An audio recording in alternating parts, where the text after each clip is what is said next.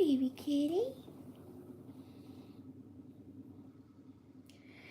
Welcome.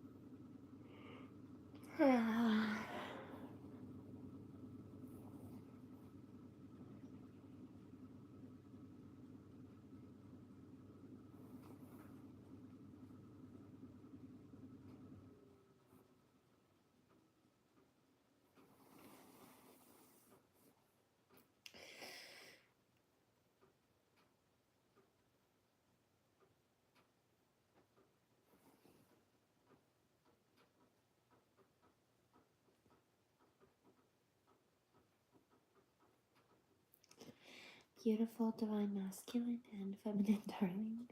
This is the Seraphim Gem Gypsy, SeraFae Indigo Empress, and Shiloh Horizon.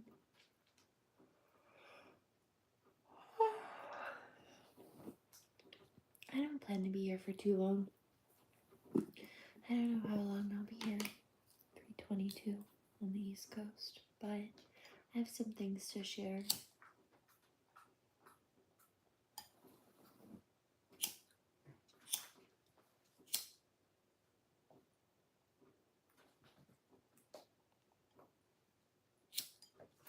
Don't fight.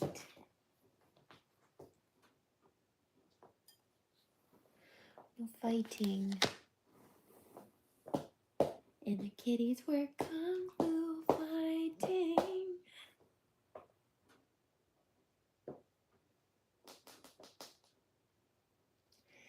Mom said you better be nice now. No fighting. Okay, I have, let's see, a Jordan group horror. I know it's weird, but these have been really relaxing me lately.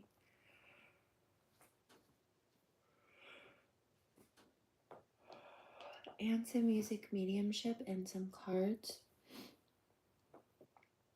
I'm getting a bunch of downloads too, but I don't... Let me sit on that for a second.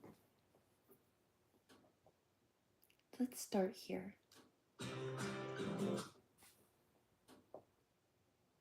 I think I need to wake up a little bit. No coffee. But I do need to wake up a little bit.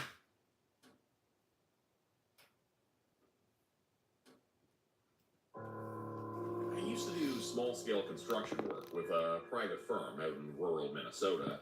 Shit. Mostly private jobs. Someone needs a new deck or wants to build a guest house on the edge of their property. This isn't really the I want a custom pool kind of people. They're more like, I need a fence to protect from swine migration. We were contacted by a company that worked with the government on a larger environmental project. The money for it had been earmarked for years, but for one reason or another... Did he just say swine migration? Is he talking about pigs? A fence is to keep the pigs in the pen? I'm very confused. Now they decided to pull the trigger. I guess they were afraid their funding would get cut before they got the chance to finish. So they pulled in every contractor in the area to help. And that's where I come in. Somebody said, I thought they relaxed you. They do. Normally they do, but that one confused me a little bit. Me and my crew had never worked on an environmental project before. I think I did. We didn't even know what that really meant. They were offering good money, Swine though, migration? so What? we figured we'd hear them out. My boss, Brogan, had a meeting with one of their reps. It took about 30 minutes. Then he just stepped out, gave us a nod, and stated, "We're doing this." We got set up in an apartment complex on the outskirts of a small Minnesota town called Tomskog. There was this little welcome sign with a blue sunflower on it. Strange place. Always the blue sunflower. Not as in outright hostile, but you see things that make you stop and think. Hey, buddy. Like how there's always a guy waiting for the bus, or how there's this one apartment that always keeps an open window. Little things like that. Me and the crew were set up in small, fully furnished temp apartments. The project had a timeline of 2 months of intense work, so we had our jobs cut out for us. Our employer was a subsidiary of a larger company with a big hatchet for a logo, and they were pulling out all the stops. I saw trucks with the hatchet for a logo. On my family crest, there's an axe.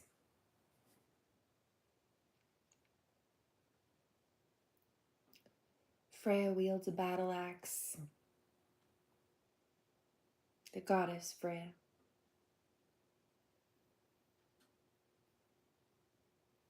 That would be me. The logo rolling through town 24/7. Royal bloodline. My boss was nowhere near the top of the hierarchy. We're talking a crew of well over 200 people, pulled from all ends of the state. Mostly private contractors, but at least 40 or so were in-house company hires. You could tell by the color of their hard hats. We were told the project was a conservation effort. The town and the nearby area had been riddled with various invasive species, and this was a last-ditch effort to keep it from spreading. It wasn't clear what kind of invasive species we were talking about, but I figured it was frogs. The place was crawling with them. Big, fat ones that looked like cow turds. Ew! We got set up around a part of the town called Frog Lake. I still like catching frogs. Not to hurt them, not to take them. I always immediately release them back, but I still go frog catching. In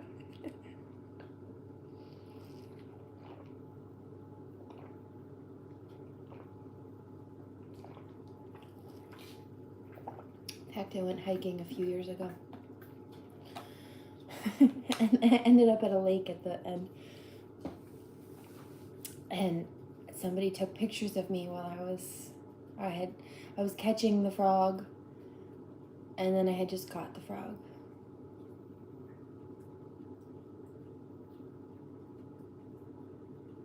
Somebody said recently? I mean, like maybe 3 or 4 years ago now.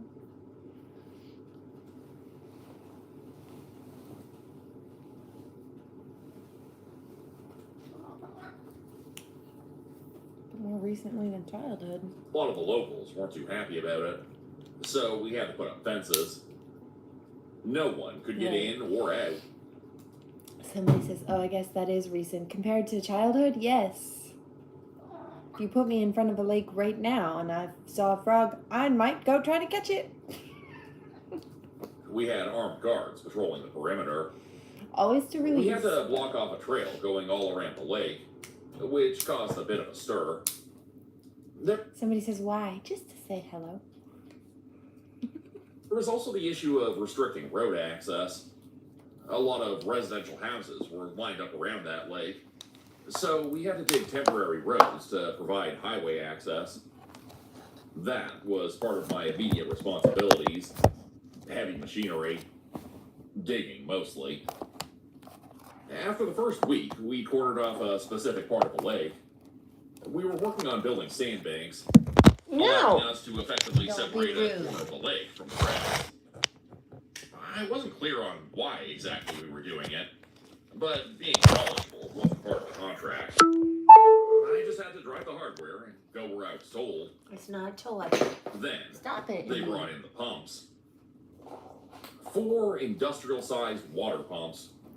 They were going to drain a corner of the lake. Divine Masculine says, leave your mother alone. Thanks, Daddy. I heard that.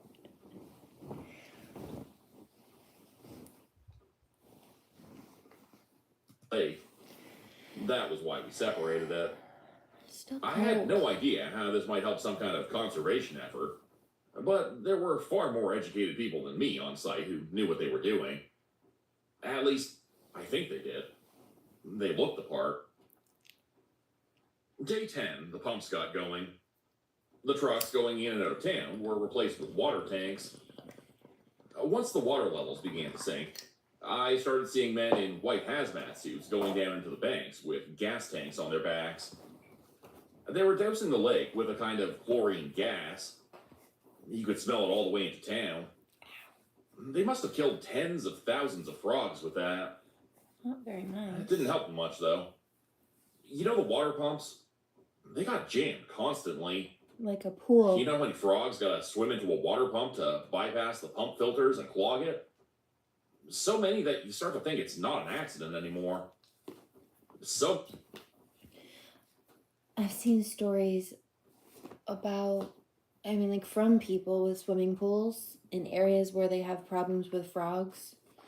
And the frogs are constantly getting in the filters and, like, drowning themselves in the pool. Many, in fact. You start to think they want to die. The mechanics were working overtime. I mean, even more overtime than the rest of us. By week 2, that corner of the lake had been drained. I was taking off heavy-duty work to check on the infrastructure. Turns out, the bottom of the lake wasn't quite as empty as one might have imagined. In fact, there was an entire building left down there. On the very bottom. It kind of looked like a church. Brogan came up to me one day on my lunch break. He sat down next to me as we looked down at the drained lake. There were still guys in white pushing chlorine gas. We'd gotten used to the smell by then. Brogan offered me the bottom half of his sandwich. I told him no mayo. He sighed. It's like this town has it out for us. They're not big fans, I said. There's always a couple lined up around the fence. They're just curious, he said, shrugging it off. But yeah, I suppose they're eager to have us here. I figured they would be. I mean, we're dealing with a problem, right? Brogan didn't answer. He just turned his attention back to the lake pit and took a long swig of his Gatorade. I didn't press the question. He explained that I was going down there to help the construction crew. They were considering what to do with the church. And in the meantime, they needed some work done. Some stairs going into the lake, a rail to hold on to, and a couple of construction trailers for the on-site crew. They were already rolling a crane, and they were flattening the ground into a ramp to allow trucks to go down. It was a massive undertaking. I ended up working on the stairs for a couple days, until I heard a guy call out that they needed someone with interior safety experience. The guy had a blue hat, so he was a company man. I figured I might get a bonus, so I volunteered. I have more certifications than I care to recite. And he just needed someone to check the once-submerged church to see if it was safe to inspect. So, in a twist of fate, that was my new assignment. This church was bigger than you'd expect. The whole thing had been submerged in that lake for God knows how long. There was a bell tower, but the bell was long since gone. From a quick outside check, it looked sturdy enough. Almost like the water had preserved it. Whoever built it had done one hell of a job, making sure the wood wouldn't rot straight through. When I finally made the call to go inside, I have to admit, I was frightened. The place was airtight, and there was so much algae buildup that all the light was getting swallowed. All I had was a flashlight and the headlamps of a curious crew peering through the front doors. I was surprised. The pews were still there. I could see the altar and the cross. There were doors leading further in, but the walls were so covered in natural wear and tear that you could barely make them out from the rest of the wall. I figured I shouldn't press my luck until I had assessed the structural integrity. It was a strange building. If you ignore the multitudes of frogs lurking under the pews, the ceiling itself had a couple of unusual details. It seemed that the entire structure was built to withstand staying underwater for prolonged periods of time. It was almost as if whoever had made it anticipated this thing would sink, almost as if that was the intent all along. I had to battle for space with a variety of frogs, but eventually I made the call that the building was safe enough to traverse. Not so much that we could set up heavy machinery, but enough that we could have a couple people move through it at any given time. I was charged with setting up some construction lights and a steel grated floor. I thought I was going to work alone until the basic safety measures were put up, but that didn't turn out to be the case. One morning, when I entered the church, there was already someone there. She was around my age and wore a white hard hat, signaling government official rather than company bigwig or private contractor. She wore bright clothes as a contrast to her darker skin, but had these almost unnaturally bright eyes. You could tell she was a bit of a big deal, though. She wasn't covered in mud like the rest of us, and she had an iPad for a clipboard. But more than anything else, she had Just a quick update on the divine masculine and feminine energies. For divine masculine, you worry so much, karma, and can we work this out? So some of them are catching karma for neglecting a connection, choosing toxicity, not releasing toxicity, gaslighting in some cases. That was a problem. Could have even just been about denying their feelings.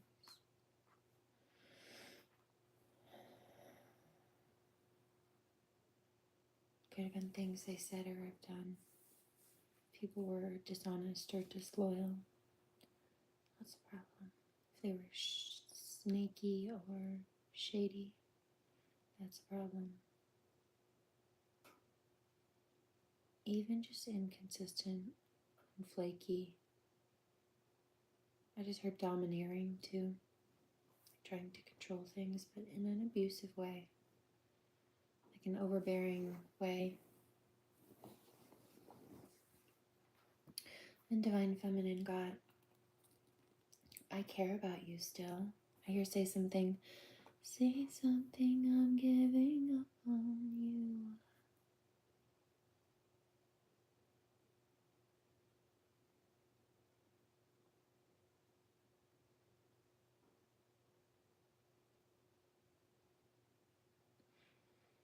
Say something, I'm giving up on you.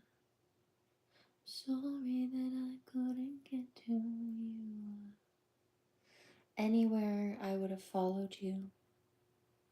Right? I feel like this is the divine feminine. Like I would have done anything for you and followed you anywhere if you had been loyal and reciprocal to me, but you know, if you're not, you're not. I just got chills. So I need a partner who is a match. I need a match. That's the energy.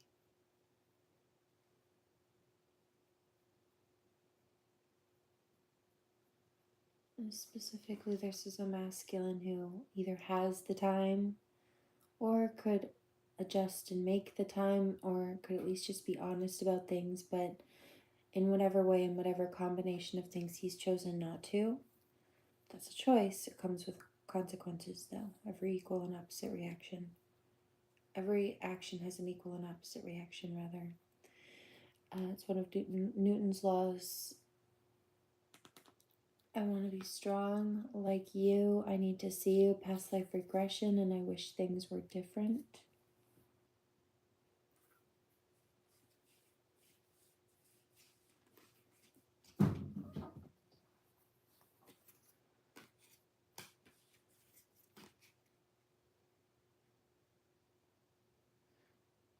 There's something about not being strung along, or like a big emphasis on gaslighting, manipulated. I hear don't waste my time or energy. So for the two of them as a mutual connection, I hope you're doing well. Both of them genuinely hope that the other is doing all right. I connect with you at night, and the wild card came out. So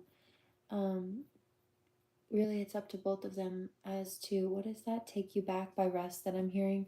It's up to both of them as to whether this connection works out. Like, is he going to actually show up and put in the effort and communicate and be honest? And at this point, is she going to accept his offer, because he's already put her through so much that she doesn't even know if she can trust him anymore? It's kind of giving that energy, see.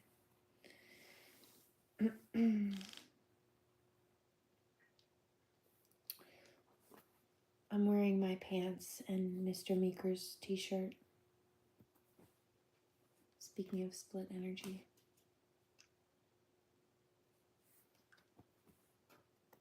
So it's a couple sizes too big, but I don't care, I love it.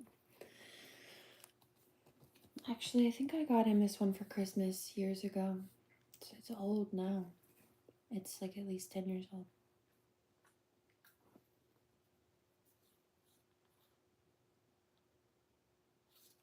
We did that one already.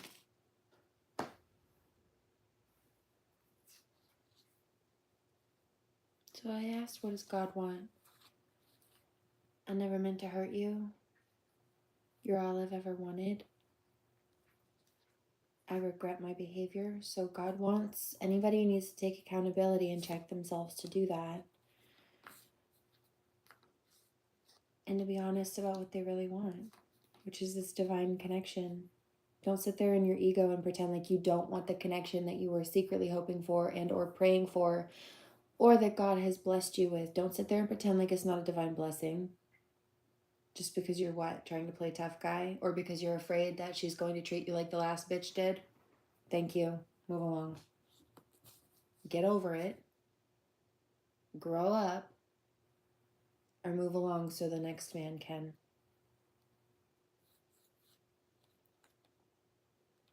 Get out of the way so somebody who does want to value her time and energy can do so. Then it's up to you. Don't sit there and pretend like you don't. We both know otherwise. I do anyway. I see right through you, babe. You know how I know that? Because the next card behind that is I feel the love. And I feel it too. I'm getting chills. So don't sit there and pretend.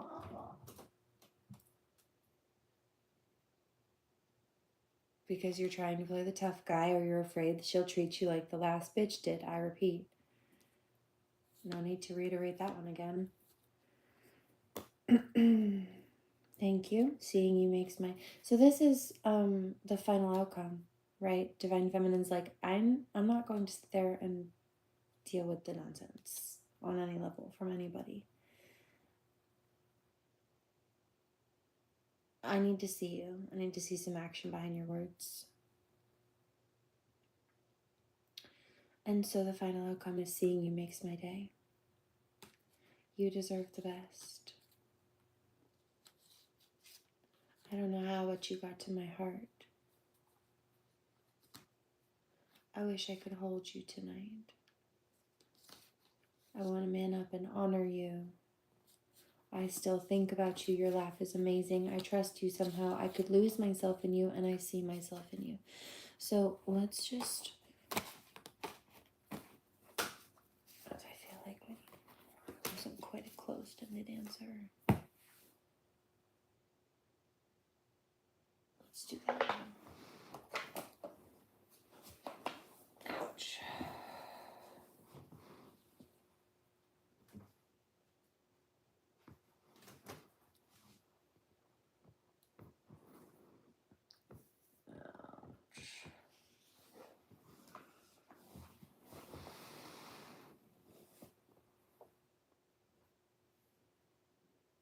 There it is. Hold on.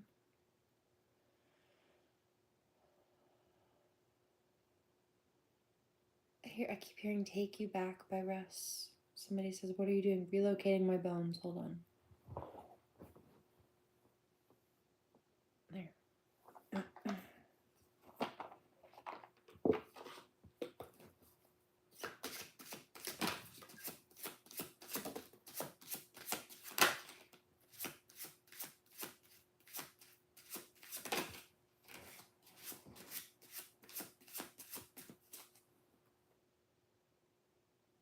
Resist the rush. Adopt a slower stride and savor each moment, each moment's essence. I was coming to do this live last night actually, but I got called to wait. Do that. Give us this way. Become conscious, stay aware, and embrace the renewal of your essence, right? So, hold on.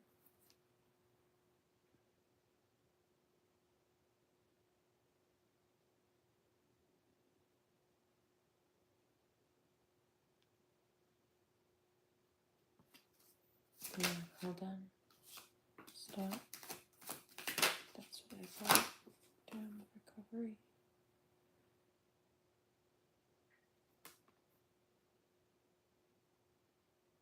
Healing and renewal.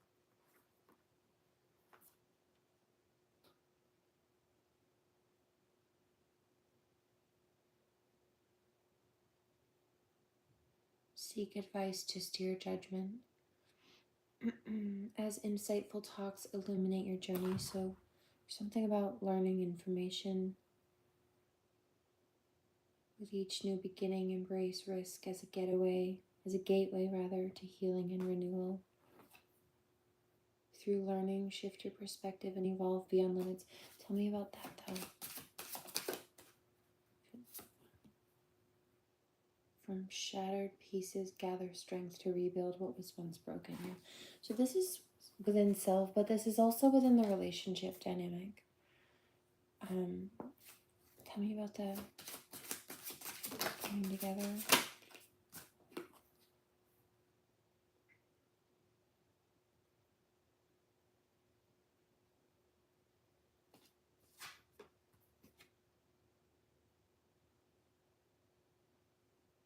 Barriers caused by past hurts block you. Be patient, I'm telling you.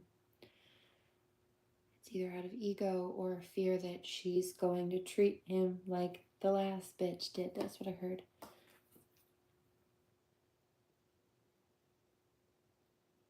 Clearing out emotions.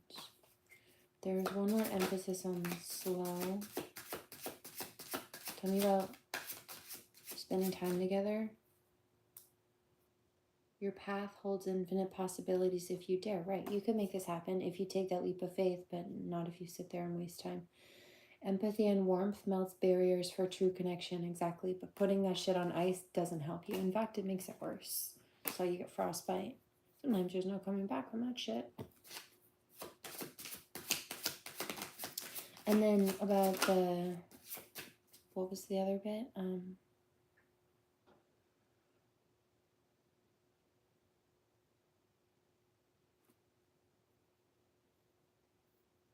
Drag stalling out time. A desire for freedom leads to running away. Again, this sounds to me like an avoidant. In a fog, fear, obligation, or guilt makes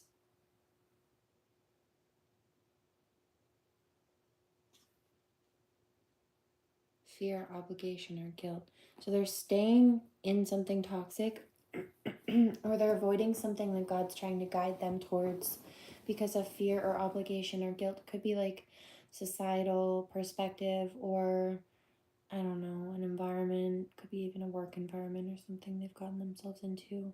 It's like caring too much about social standings and appearances and the opinions of other people instead of just being yourself.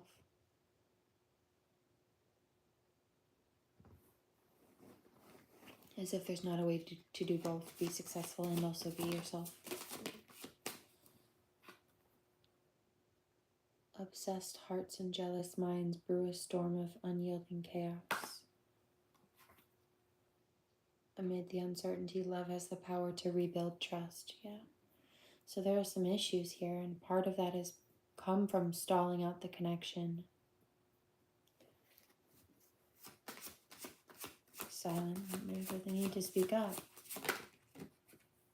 Say something, I'm giving up on you. The song says silent, this card says silent remnants. I see goodbyes. Yeah, if you try to stall out the connection, it's like putting it on ice, but sometimes you get frostbite and Sometimes if people get frostbite, that's it. There's no fixing it. There's no coming back from that. Like they lose the skin on that part of their body, or they have to just cut it clean off. If you don't want her to have to amputate this connection, divine masculine, then act like it.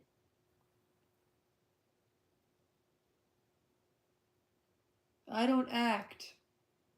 I've heard people say that.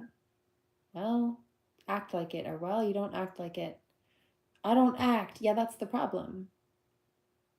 Because you're acting like you don't give a fuck when you're claiming that you do. I don't act. Yeah, well, that's what I get from that you don't give a fuck. I believe you. I don't act. I believe you. Seems pretty genuine that you don't really give a fuck to me. Or listen, because that was not the appropriate response to that statement. Hey, I don't feel like you really give a fuck. Yeah, I do. Well, you don't act like it. I don't act. Yeah, you don't seem like you give a fuck. That's correct. But if you were trying to convince people that you do care or you do listen, that was not the correct statement.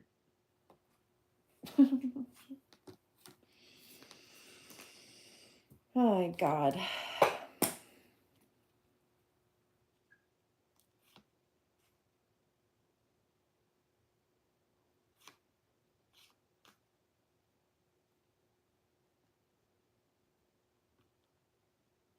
If somebody had said, well, you should act like you give a fuck. I don't act may have been a more appropriate statement in that. Meaning, I do give a fuck and I'm not acting about it. But to say, I don't act when someone says, hey, you don't act like you care about me. I'm like, okay. So you actually don't care. Cool, you're not acting. Is that what you meant? Because that's what you said. That's how it seems, too. Amidst unclear paths and frozen moments, the hardest choice is leaving for clarity. I mean, Divine Feminine's pretty fed up. I would say. Collectively speaking, huh? Anything else? I think we're good. Smile that could burn straight through a stone. For now, at least. The first time she looked at me, it felt like staring into the sun. Hi there, she said. I'm Eva. Hey there, I said, introducing myself. Can I help you? Right, that was not the correct response. No, it was not, and I have a fucking photographic memory. I'm here to assess your work, she said. You know what it's like. One man digs, 3 foremen check the shovel for damages, 2 more sketch up insurance claims. Seared into the back of my brain. I know it. So you're babysitting then? For now. Just pretend like I'm not here. Easier said than done. I hadn't expected it to come off as flirty, but it did. She didn't seem to mind, though. I heard that. You really do things better in the dark with your eyes closed. Could you see that? Could you see me struggling to put that back on the shelf while I was looking? But I could do it as soon as I closed my eyes and did it by touch. Yeah. Tucking a strand of hair behind her ear without breaking eye contact. A man could fall in love with less. Eva helped me a little while she was around. Mostly with setting up the graded floor. Without it, it felt like we were walking on black ice. One wrong step would send you to the ER with a displaced shoulder. As we worked, we'd make small talk about a little bit of everything.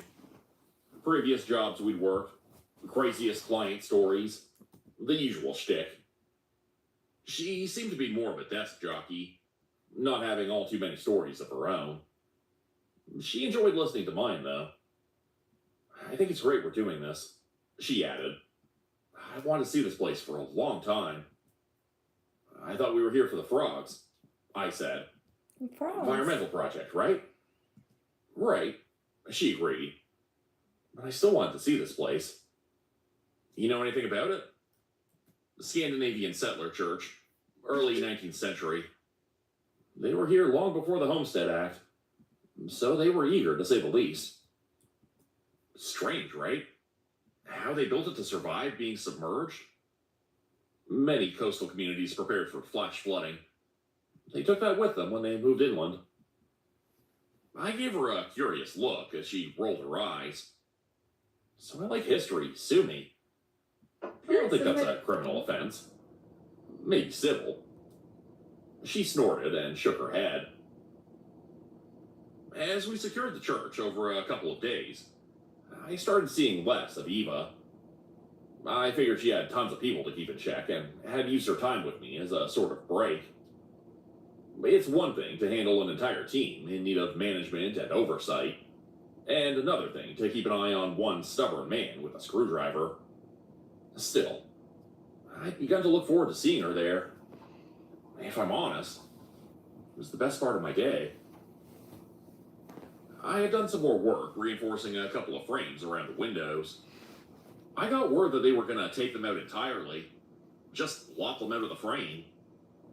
Brogan wasn't saying it outright, but it seemed they were either going to demolish the whole building or dismantle it to a point where it would be unrecognizable. That's my fuego. It was a bit sad. This thing had been standing for well over 100 years, and now it was going down without an explanation. I couldn't imagine this was all because of the frogs. Hell, most of them were dead. You could hardly smell the chlorine anymore. I noticed someone having broken down the doors at the back of the church. It was the one part I'd been asking for confirmation to do, so someone must have gotten to it before I did. Figuring I had the go-ahead to check, I did a bit of exploration of my own. The back of the church had a storage area and a staircase leading up to the old bell tower. There was a small space for the priest to prepare sermons and keep records. It was incredible in a way. Although most of the furniture had rotted away, you could tell what was supposed to go where. There was a corner meant for a desk and a chair, and right next to it there were bookshelves. Most of them were still intact. No books, though. I set up a couple more lights there, only to realize I wasn't alone. I turned to see Eva standing at the entrance with a flashlight. Just so you know, we don't have clearance to go in yet, she said. So, this might get us in a bit of trouble. I looked at her, but she didn't budge. She wasn't about to move anytime soon. You don't seem to mind, I noted. Not yet, she smiled. I must admit, I'm curious about this place. I feel like it's telling a story. An old one, for sure. For sure. We opened the door to the bell tower staircase. The stairs were absolutely demolished, but there was a path leading into a cellar. There was something bright down there, making me think someone had already been down to set up lights. Eva tapped me on the shoulder. You mind if I ask you something? She said. Is it true they're planning to bring this place down? That's more your pay grade than mine, I said. I just go where I'm told. I know. I'm just being paid to double check things. I'm not really in the loop. Well, they're taking down... This is a Jordan group horror story. This is We Explored the Drowned Cathedral Buried Beneath Frog Lake. That's the title. Spooky bitch. Grand Rising. Windows, I explained. They've thought about dismantling the front rooms. The entrance and that, mini room. The narthex, she said. It's called the narthex. Sounds like a Star Trek alien. She snorted again, almost choking on her spit. After our talk, I did some digging. I talked to my boss and a couple of the heavy machinery guys, and they all had the impression that the church was about to go down. It was just going to take a lot of work, and the ground wasn't prepared for it yet. They couldn't risk the place being flooded while housing multi-million-dollar industrial equipment. Fair. I questioned the need to destroy an old church in a preservation effort for an environmental project. You're welcome. But by now, it was sort of a known secret that we were doing something else entirely.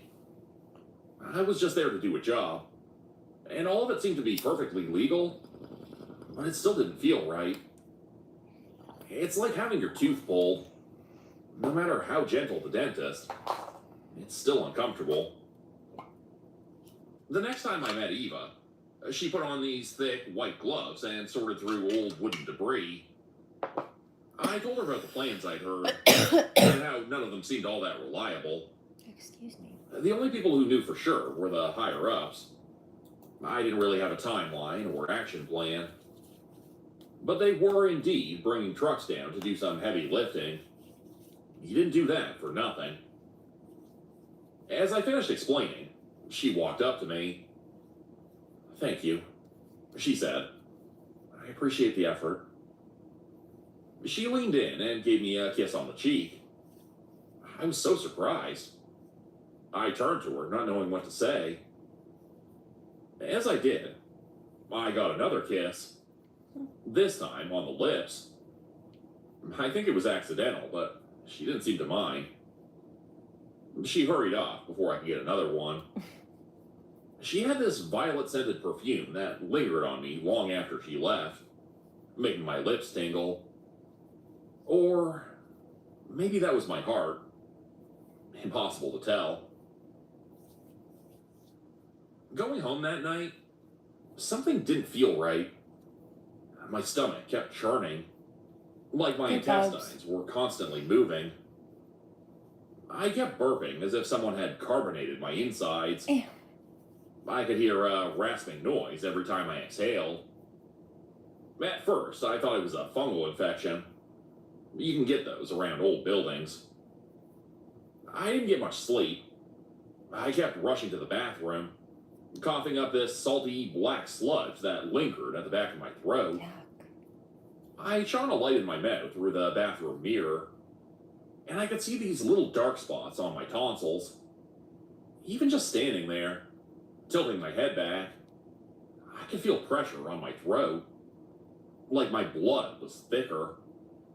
A sort of growing pain. It's hard to explain. It does actually. I knew I fucked right. up when I heard frogs croaking outside. I like The this sun guy. was already rising.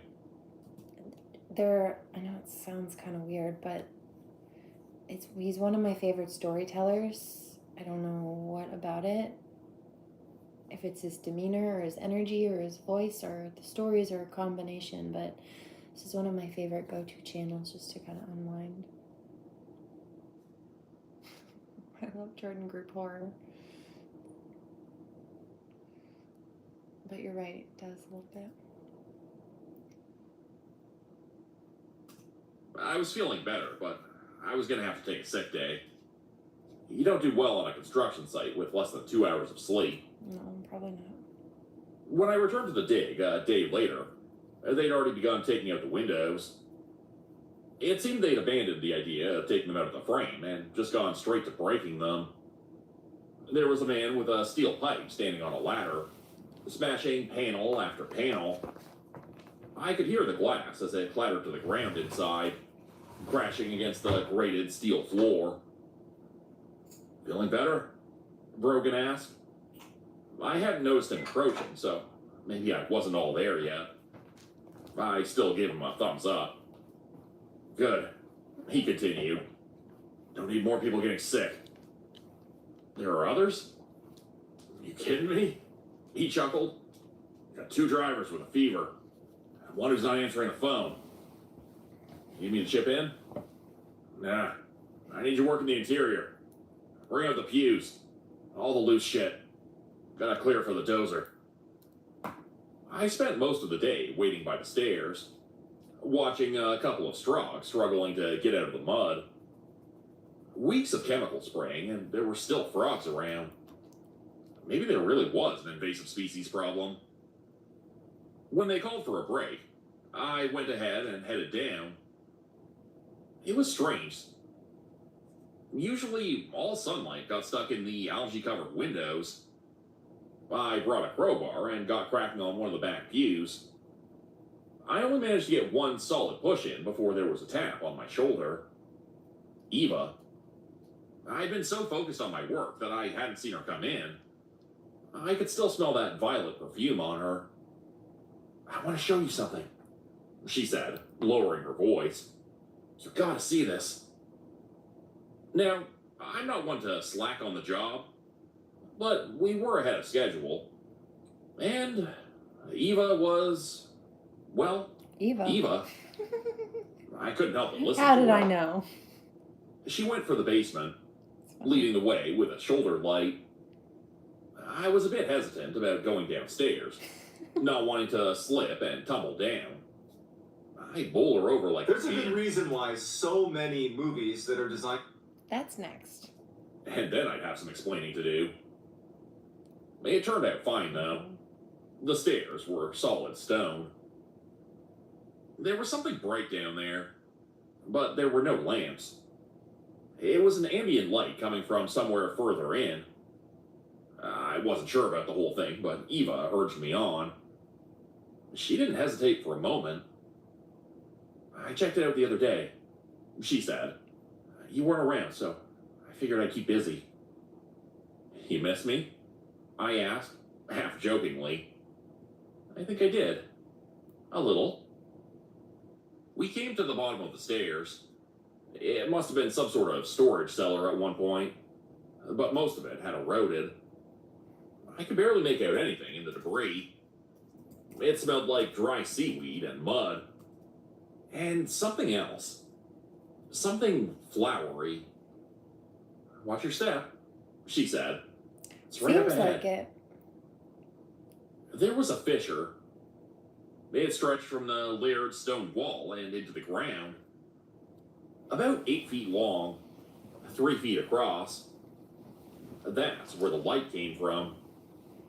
A soft cyan light, shimmering with streaks of bright purple.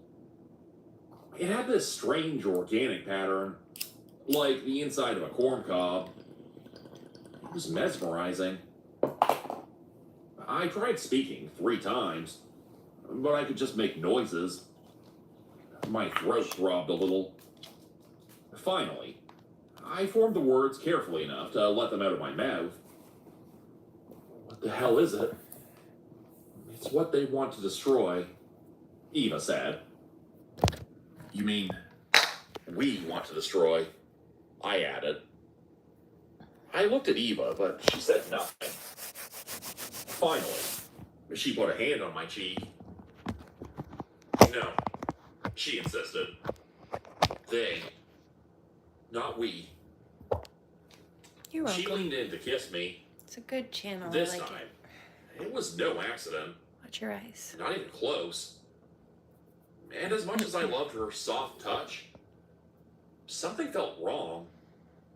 A tickle on my lips. Like kissing a nettle. "You're not one of us," I whispered. "Are you?" "I'm not." "Are you from town? Did you make it over the fence?" "I'm not from town." There was no more room for questions. Just soft touches, kisses, and rationalizing. It's amazing how many things you're ready to tell yourself at the sight of a pretty face. Over the next few days, it all turned into a sort of routine. I would go to work, do my job at the church, and meet up with Eva during the slow hours. We'd hide away in the cellar and just spend time together. Sometimes cuddling, sometimes talking. She told me about her overprotective father and how he always kept an eye on her. She told me about a cousin of hers who owned a vineyard in France. Little bits and pieces of a life that seemed long and arduous. Very different from her otherwise soft demeanor. I'd have a bite to eat and go back to my company-assigned temp apartment. There, I'd either crash instantly or stay up, unable to sleep. Sometimes I'd be sick. Sometimes I'd have my head swimming with Very. pictures or thoughts. It's not like insomnia. It Try was more like ketchup? I forgot to be tired. I would end up being bored more than anything. And every time it happened, I wished Eva could be there. Everything felt better with her around.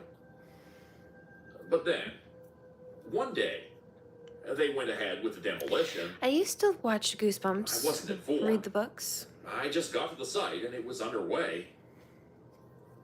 They'd been working on the ramp for a long time, and now they had it. They brought down a bulldozer and started working through the vestibule and the narthex. This one, she's got Despite standing for over a 100 moon years, tattoo on her the shoulder. building was coming down. There was no stopping it. I could feel my pulse rise as I realized that they had no idea that Eva might be down there. There was a crowd standing on the bank of the lake. Ghosties. You're but my I couldn't see boo. Brogan anywhere. You're my I don't know what boo. got into me, but I pushed through the crowd and grabbed the first important-looking company man I could find. You gotta stop, Soulmates. I said. There's someone in the basement. What? The basement, I repeated. You're There's my someone down boo. there. What basement? The basement under the church, the cellar. It's... Before I could continue, the bulldozer You plowed love on. me. And as it did, I could hear an eerie sound. Something giving way as the floor cracked. The settlers had planned for a lot, but they hadn't planned for a multi-ton steel machine to roll over their floors. In a matter of seconds, the bulldozer broke through and tipped forward, leaving only the back of it sticking out of the ground. The crowd gasped as men with colorful helmets hurried to help. They managed to get the driver out, but the floor Thanks. had collapsed. It was a mess. Most of the front of the church was gone, and the bulldozer had gone too far too quickly. The walls were still sturdy, but they were going to come down soon enough. They'd have to find a way to get the bulldozer out and go at it from another angle. All the while, my heart kept pounding away, thinking about Eva being down there. She could be dead. Crushed. I tried to get through, but it was chaos. EMTs were on site to check out the driver, and people were being dispersed. They were calling full stop on all heavy-duty work in the lake as they reassessed the situation. I waited for an opportunity to slip by. I skipped dinner, just standing there waiting. It wasn't until later in the evening when I finally saw an opening. We had armed guards patrolling the area, but they were usually busier with looking for outside threats, especially during early rotation. As soon as they started to fan out, Peter I Pan. slipped down to the church, Peter right by Pan. the bulldozer, and down the stairs. Eva, You know who I was thinking of when I did that nail? It was Robin Williams, who played Peter Pan in one of those movies. And Robin Williams was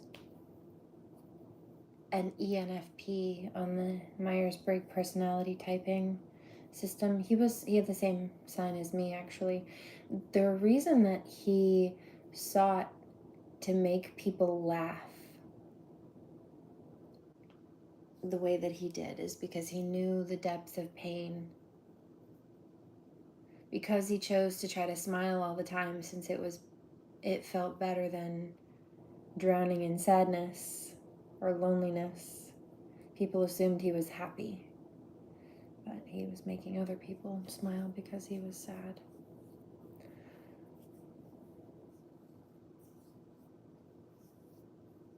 Isn't that interesting? called out. Also, one of my favorite movies by him is What Dreams May Come. It's one of the most beautiful movies in many ways, from the art to the spiritual connotation, but definitely the love between them. It's very twin flame love. Eva, you in here? True love never dies. It didn't take long for me to spot her. Looking past the collapsed floor and bulldozer, she was sitting further in, right next to the fissure, letting her feet dangle into it. Yeah, The I did. light danced on her face, sending ripples across her skin. I do my own nails. I did these yesterday. I think I started doing them on the live feed yesterday. And she didn't seem to notice I was even there. We gotta go, I said. You can't stay here. They're bringing it down. All of it. I got nowhere else to go, she said. She didn't look up. I noticed she was leaning a little too far ahead. Was she about to jump into the fissure? You can come with me. Come on. I offered her a hand. What dreams may come is She my took favorite. it, looking up at me. You sure? Thank She you. asked.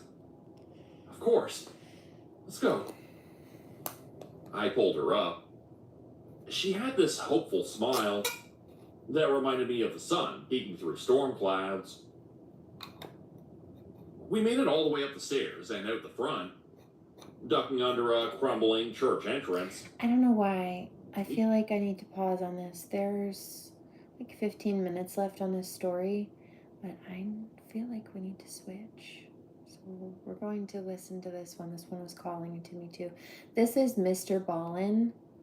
His name is actually John B. Allen. It's Mr. B. Allen, but because it looks like it's all one word in the username, people started calling him Mr. Ballin, and so that just kind of stuck. Now he's Mr. Ballin, but really his name is John B. Allen. Just fun fact. To be scary are set in the woods. Really, the woods at night. And if you go even further, most of them are like a cabin in the woods at night, right? It's because being in the woods at night, as human beings, checks a lot of fear boxes. You have the isolation factor. You're far away from society. That scares us. We don't want to be isolated. You feel more vulnerable that way. You know, it checks the dark. Humans are inherently social creatures. That's why one of the abuser's weaponized tactics is isolation. It's called the divide and conquer method.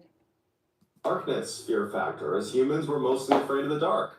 So you don't know what's around you or what's looking at you. You know, you don't have the advantage of, city lights beaming in. You're kind of probably removed from lots of light pollution, so you're kind of like in total darkness. And I think the third fear check in the box would be the fact that it's easy to hide in the forest.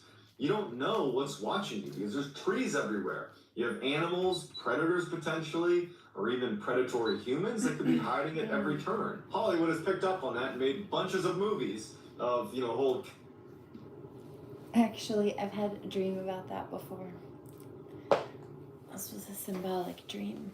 Well, kind of, although I do know that there were some stalkers lurking around through the windows and what have you, but I had a dream where these toxic people, they were so toxic they couldn't even stand themselves. They were all wearing gas masks, partially for intimidation, but also because they couldn't stand their own putrefied fumes of toxicity. But all of these different people, it was like this really kind of foggy, dark forest, and I don't know if it was even nighttime, but the forest was so dense and the energy was so dark, it was just really dark, when the trees go so high up and it just creates a whole shadow cast over the forest. It's darker and cooler in there, even if it's daytime, because there's no sunlight getting through. It was kind of like that, but then it was all foggy too, but it may have even just been like poison. They may have just been like, how police officers, when they do raids, they'll throw those like smoke grenades or smoke bombs or whatever they're called, kind of like that, trying to smoke people out.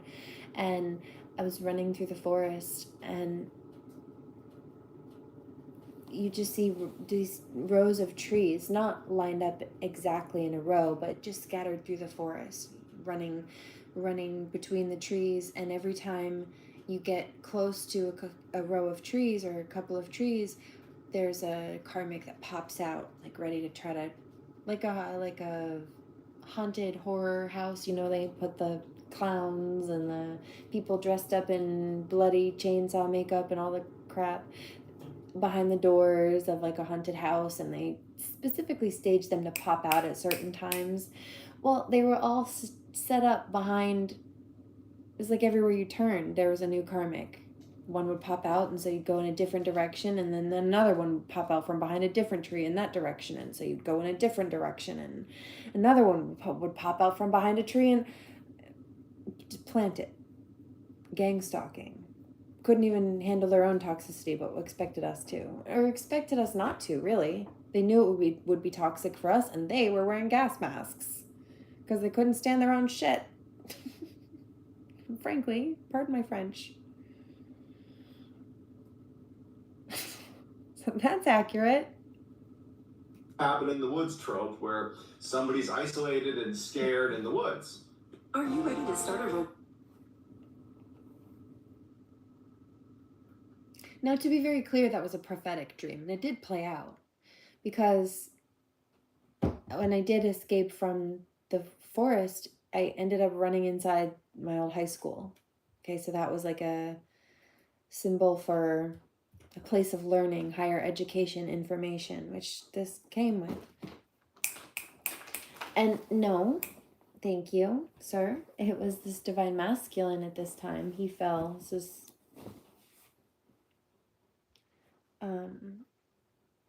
one who fell years ago, but there was this divine masculine, and I was telling him, look, it's not safe outside right now. Your best bet is to stay inside with me, stay inside this higher place of learning. It's safe in here. And there were a few other people that had made the place their safe haven as well. We weren't fully alone. We were all just kind of doing our own thing, but there were just small groupings of people who were on the same wave, just surviving, realizing this was the smartest, safest place to be. But the reason it was a high school was because a lot of the gang stalkers were people who bullied me in high school who just came back for another round. So there was that symbolic message. But then this was the thing, is this masculine was like antsy. The situation was edge inducing anyway. It was like, it made everybody edgy. But he got antsy and was trying to go outside, like back into the forest or where those people were. I'm like, no. First of all, you don't want to be in the midst of those people. Second of all, you don't want to take part in what they're doing either, I promise. This is the best bet, and this is also the clearest shot to the way out. But he went back outside. Now, in real life, this masculine, he fumbled divine feminine because he ganged up on her with people who bullied her in school. He went back out into a very toxic, low vibrational environment with toxic, low vibrational people doing very immature, petty, nasty things. And he lost everything. He fell into that toxicity. Oh, and he's still been trying to chase divine feminine ever since. That was years ago. He didn't use any intellect. He didn't use any higher wisdom. Not that was there, not that he could have found and learned and absorbed. He got antsy and went straight back out into the toxicity, joined in with it, and then was overcome by it, destroyed by it from the inside out.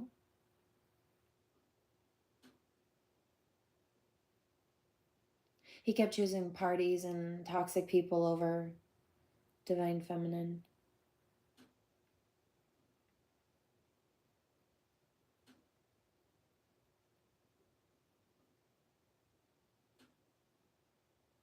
Oh, and in real life, he's cousins with the pedophile who chose to target my daughter. True story, bro needs no dragons. So, not a good mix, not a good group. Should have stayed in school, literally and metaphorically. I was able to put myself in this guy's position, and this story terrifies me. So as you're listening to today's story, try to put yourself in this guy's position and think to yourself, what would you have done? But before we get into today's story, if this type of content appeals to you, the kind of strange, dark, and mysterious that I'm going to deliver to you in a story format, if that's kind of your thing, I would ask you to please gently obliterate the like button. Is he still chasing contaminated and ignorant? Yes. In fact, I caught him stalking my social media just a few days ago, like this past week. And it's been years. There was another one where I was like trapped in a restaurant and I had to escape this restaurant and people were trying to be held hostage in there, and I knew I needed to get out, but I also realized other people were being held hostage too, and so I told everybody that wanted to go to come with me and I would help them get out, and I did. And then I ran out of this place into the bottom of the hill and I jumped in my car and I was talking to him. And I'm like, look, this is what just happened. Come with me, get in the car, etc. Like, we'll go somewhere. We can go anywhere together. Just, we got to get away from here and these people. Let's go together. And he didn't. There was another one where he was coming to talk to me and it was like a good heart-to-heart conversation, or it started out that way. And then I remember mentioning, yeah, I'm like, all those toxic people that you used to be friends with, like, they're all over there partying and like being fucked up. And he's like, wait, what? Oh, party? Okay. And then he peaced out to go party. But that's what he was doing in real life too. Not actually properly connecting in the connection because he was too busy fucking other people and doing drugs and shit. So, yeah, I'm a dreamer. Then subscribe to my channel and turn on all post notifications so you don't miss any of these strange, dark, and mysterious uploads that I do every week. All right, let's get it. I won't tell you what I saw them doing to my daughter. Not right now, but I saw it. Today's story. In 2010, a 17-year-old boy is devastated to find out that his father had suddenly passed away. And it really sent shockwaves. Oh, and she's still actively being held hostage right now. It has been for a while. Not for long. But until she's home with me again, it's ongoing. It's through the whole family, not only because now they're grieving the loss of their father, their husband, but because so much of their daily lives they spent together. I mean, this was a very close family, and one of the things that they liked to do as a family was they owned a cabin. It was around Mount Bachelor in Oregon, this beautiful mountain where you can go snowboarding and skiing. They had this family cabin up there where in the wintertime, this family would spend a lot of time there.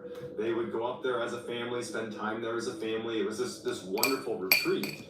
And as they're trying to settle the estate of their husband, their father, they're trying to figure out what they want to do with this cabin, because all of a sudden this place that, used to bring them so much. I heard, was that You're a Catch though? Yeah, that was that one. All three of those dreams were You're a Catch. Joy, and was a place of very fond memories, suddenly felt Memories, yeah. See, it was years ago, but I'll never forget it. I got some more too. hollow. It just would never be the same. And so they decided that they were actually going to sell this cabin. And the 17-year-old boy was just really upset about this. He was very close to his father. He had some very fond memories of going hunting, skiing, and snowboarding with his dad at this cabin. And so once the cabin was actually put up for sale by this boy's mother, he asked if, before they actually sell it, could he spend some time up there, I guess paying his respects in a way to his father. He just wanted one more opportunity to spend some time in that cabin. And his mom said, go for it, take as many days as you want, go up and hang out in the cabin. But when you come back, we are going to sell the place. So his father had actually willed to his son his vehicle. And so the 17-year-old boy loads up his father's car. He goes out and he buys some snacks and drinks, heads up to the cabin in Oregon with the family dog, whose name was Midnight. And his plan. Not hot chocolate, but you know what? I think you're actually right. I think what I need is a protein drink, and that's kind of how I make it. So that's a good idea. Thank you.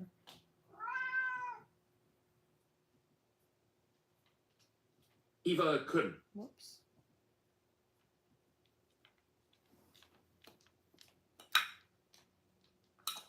plan was just to go up to this cabin and basically try to enjoy being in this space one last time. Don't think about it as this place that now has no meaning because his father had died, but rather a place that he wanted one last positive memory before it was forever gone from their family. And so he gets up there, makes his way to the cabin, and he settles in for what turned out to be an abbreviated stay at the cabin. So in order to understand this story, we need to talk a little bit about the layout of the cabin itself.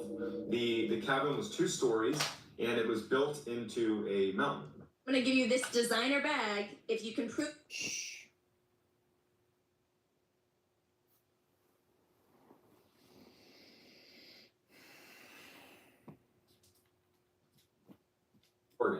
And so the back half of the cabin was kind of settled into the mountain. So there were no windows, save a little sliver of window that fed into the bathroom, actually, in the back of the cabin. The front of the cabin was this beautiful, double-decker cabin with, windows on the second floor that fed into the master bedroom. On the second floor, there was a walk-out balcony that kind of jutted out a few feet from the second deck. The first floor you could see in through all these beautiful windows. There was a sitting area, like a living room and a TV, and then a small kitchen as well. So the cabin was built in an area that was heavily forested. So they had to clear out, a bunch of trees to even build this cabin when the family had this built years and years ago. And so they really only cleared away the front section of trees so that there was a clear shot to the house, but the sides and the back were very heavily forested with these huge tall pine trees. And they basically had this little tiny driveway that fed in through all the trees, and you had this one kind of clearing in front of the cabin. So if you were on the second floor of the cabin, where there's the master bedroom, there's a bed up there, and you were looking out that window, you'd be looking over the balcony out into a clearing, basically. But there's a tree line, 100 yards past that clearing that's very dense. And there's actually a couple of trees, fairly prominent trees, that are sitting in front of the cabin that they did not cut down. One of which, for the story, we'll call it the sitting tree. Parallel to the ground, about 20 feet up, was this beautiful branch that looked perfect for a whole bunch of people sitting on it. But it was 20 feet above the ground, and there wasn't really any way to climb up to it, and no one was trying to climb this tree. But there's this tree that basically has a seat, if you will. Like the branch is like a seat that is looking directly into the cabin. That's going to matter later in the story. So clearing in front of the cabin with this one kind of sitting tree and then a very dense forest 360 degrees beyond, that one clearing. So when the 17-year-old gets to the cabin, he goes inside, he puts his drinks in the fridge, puts his snacks on the counter, he hooks up his PlayStation to the TV, and he's just like having a great time. His dog Midnight is roaming around, enjoying being at the cabin, and he's having a great time. And over the course of the first 2 days that he was there, it was everything he hoped it would be. It was like he was bonding with his father one last time. It was a peaceful time that he was there. He was happy to be there, and he was just enjoying himself, eating snacks. I didn't realize the boy was so young. Delray's dad died when he was about 18, maybe 19. He didn't really have a relationship with his father growing up, and then he did. He started suddenly, like, he met him and was talking to him and went down to Ohio to go to school, and that's where his dad lived. And so he really started bonding with his dad when he was about 18. And then all of a sudden, the pharmacy filled his father's prescription with the wrong medication, and it mixed with whatever he had left in his system from the last dose. And whatever they put in the bottle of the new bottle of the replacement was unfortunately toxic when it was mixed with whatever he still had left over in his system that the new bottle was supposed to contain. So they put something else in his pill bottle that wasn't supposed to be there. It mixed with his normal medication, and the combination killed him. So basically, Mr. Meeker met his dad when he was 18, and then suddenly, due to medical negligence, his dad died. Fucked him up. And playing video games for a couple of days. He left a couple times to go snowboarding too. But on the third day that he was there, things started to get pretty weird. So on the third day when he got up, it had snowed dramatically the night before. A couple of feet of snow on the ground, still snowing pretty heavily. Somebody says, is that why you still have that bill?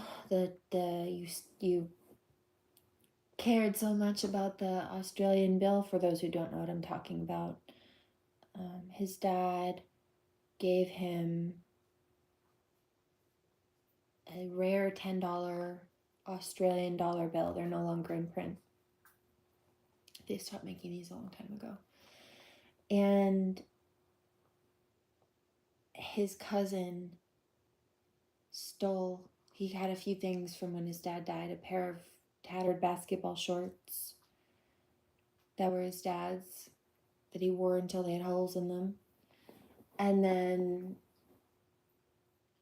a wallet that was his dad's, and then it had, again, that rare $10 Australian bill. And his cousin stole it, stole the wallet, stole everything in it. So I replaced the bill for Christmas. And I guess I remembered him telling me about it, and I could tell he was upset about it. Even years later, sad for him.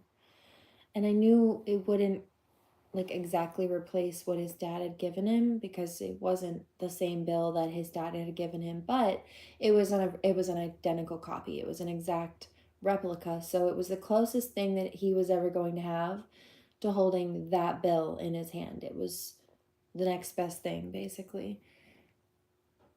And when I gave it to him for Christmas, he cried. Actually, I think it was the year I gave him the shirt too. You remembered? He said. I'm like, you told me that something hurt you. How could I forget about that? I listened. I think nobody just gave a fuck about him till that point, which is really sad. Doesn't surprise me that he was so fucking traumatized. And yes, to answer your question, that is indeed why I kept that and why I still use that as a teachable moment. And he's like, I just don't feel like brushing off my car and trying to go to the store or go to the slopes to go snowboarding. I'm just going to basically be shut in for the day. And he was excited about it. He's like, great, me and my dog Midnight can bomb around the inside and play some more video games and eat some more snacks and do whatever. Midday that day, Midnight needed to pee, so he went outside with Midnight and let Midnight run around and go to the bathroom. And while he's out there with his dog, he notices there are some footprints in the snow that looked relatively fresh. And this is the first time that he's left his cabin that day, so they aren't his. And his neighbors were pretty far away, and he figured that they were older, that they were probably not going to be trekking around the woods. So he's thinking to himself, I wonder who made these footprints. And he's looking at them, and they started in the woods. So the woods are not that far away from where he is. He's in a relatively small clearing just in front of his cabin. But he can tell these fresh footprints have come out of the woods. And they're basically right in front of this clearing. And he notices that they bank around and go to the back of his cabin and kind of go up onto the mountain. And he kind of just starts walking and following the footprints a bit, and they kind of disappear up onto the mountain behind his cabin. And he's not overly concerned or anything, but he definitely takes note that more than likely somebody was walking around his cabin. Maybe it was someone who got lost, maybe it was a neighbor. I mean, he's rationalizing it, he's thinking, you know what, it can't have been anything too serious. Obviously they didn't knock on my door, they didn't need anything. And so he kind of writes it off. So that night he stays up late playing video games, and his dog is sleeping next to his chair. And at some point he's tired and he wants to go to bed. So he draws all the curtains, so blackout curtains around the downstairs, shuts all the blinds, and locks all the windows, all the doors, and heads upstairs to the lofted second floor where the master bedroom is.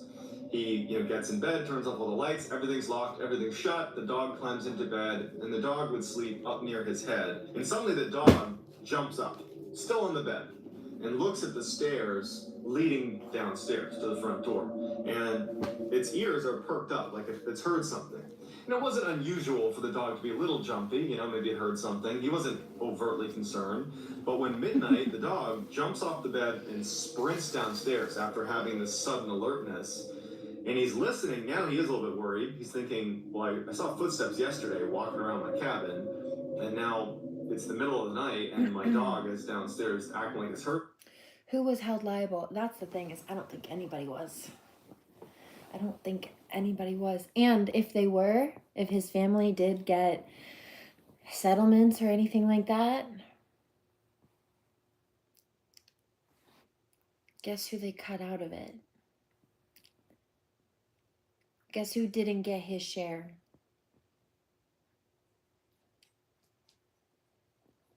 The only son. The house that they were all living into, of course they had motive for this because the father died, but he was the one who paid for the house that they were all living in.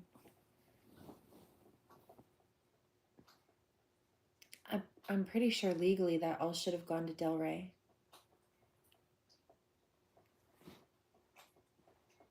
Mr. Meeker, rather.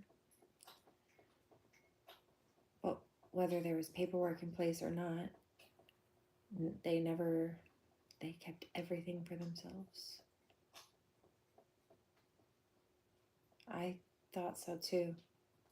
The house.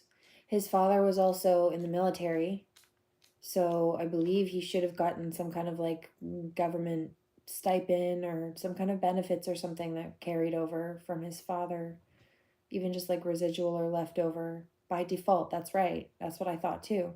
All of that should have been his.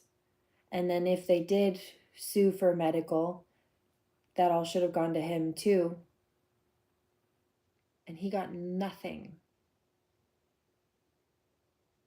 In fact, he came back up here to the East Coast. And he didn't even have his mom up here anymore. His mom had moved down to California with her parents. So he was all up here all alone.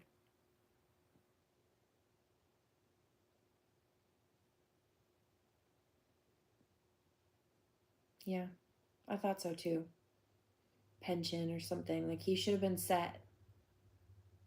His mom even kidnapped his father's ashes. Like they hadn't been together for over a decade or more.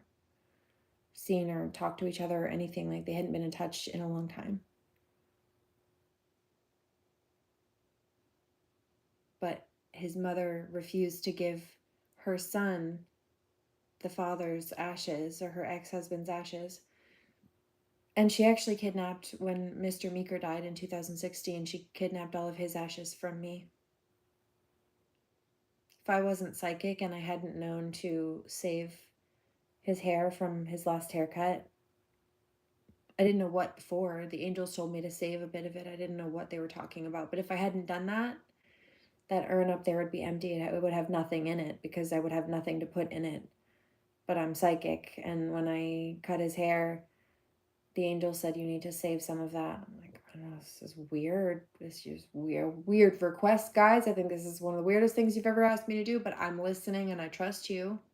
And I thought it was so weird. I told him about it. I'm like, babe, I don't know why. I think this is weird, but this is what they're asking me to do. So I'm just telling you, this is what I'm doing, and this is where I'm going to stash it. Stick it in my underwear drawer for safekeeping. And then he died. And then I had, well, and when his mother decided to kidnap his ashes, and then I put it in the urn. But malpractice due to negligence, costing, adverse reaction of medication leading to death. Yeah. So between the house that I believe was already paid for, and that was in his dad's name, so I believe should have been transferred to Dell, which was the only son, his only child. And then the malpractice, and then also the military stuff. He should have had 3 separate avenues of some kind of support, and he had nothing.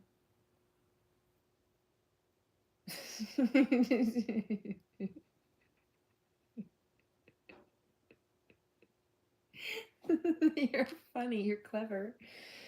Very smart, actually, just based on that last sentence. Malpractice, negligence, that was well articulated. For those who don't know what I'm laughing at, Anonymous says, I'm a dyslexic psychic. I can tell the future after it happens. That would be hindsight, my love. I thought so too. He should have been sitting pretty. Instead, he struggled. He worked hard, but he struggled and ended up with complex PTSD. It was sad. Very sad.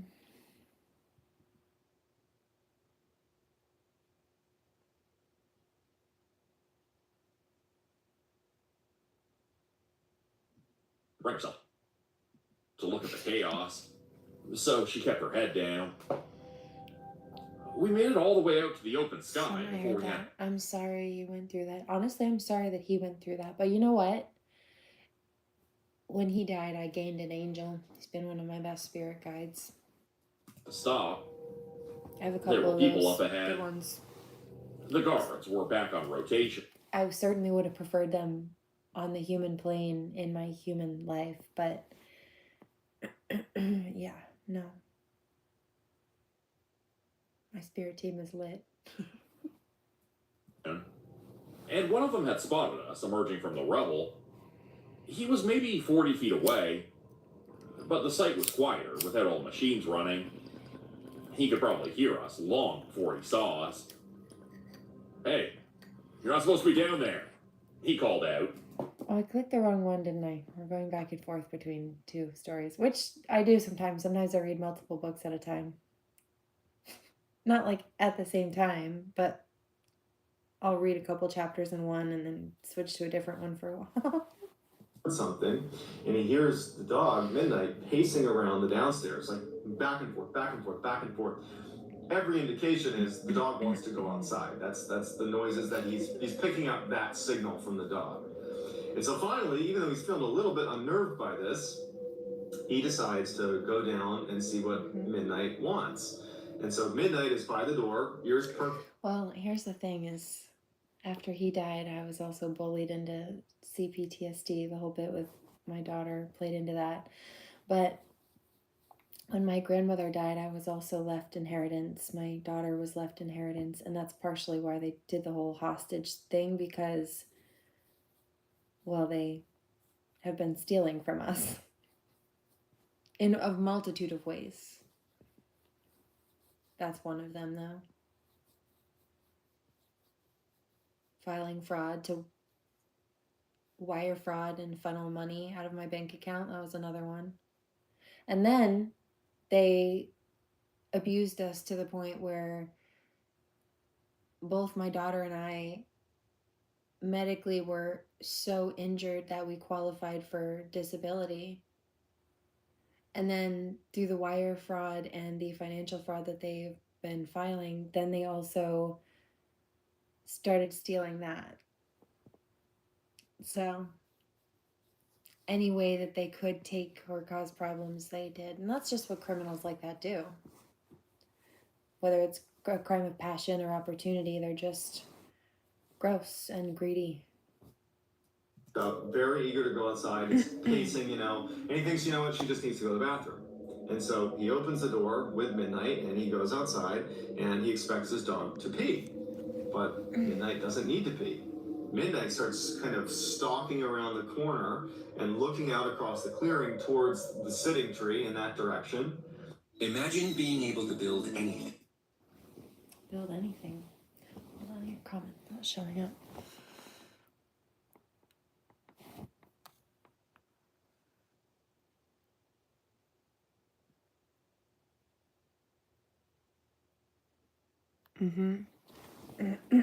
I agree.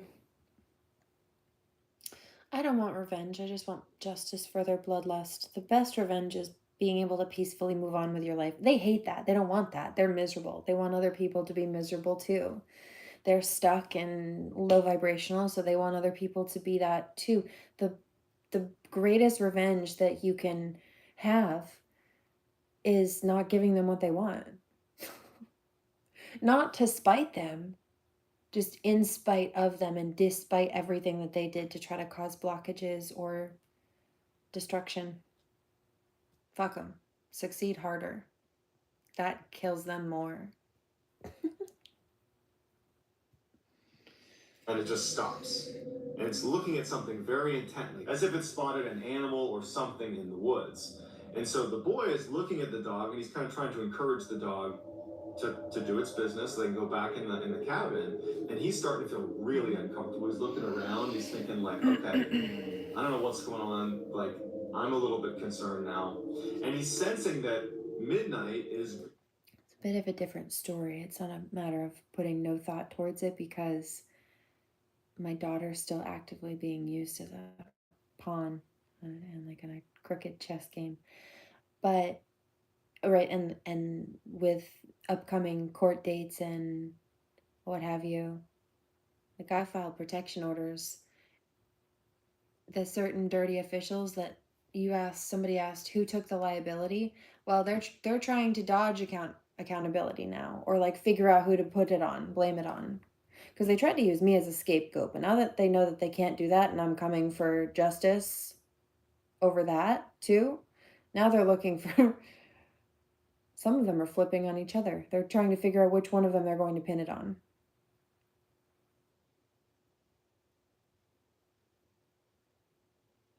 I filed a protection order against a domestic abuser in the springtime. It was like April 22nd, I think. It's supposed to take no more than 2 weeks to get a full hearing and have the paperwork processed, but here we are in September and they're still dragging out that court date. It's supposed to take 2 weeks, and here we are almost 6 months later, and they're still dragging it out. So, you know, a little bit of a different story.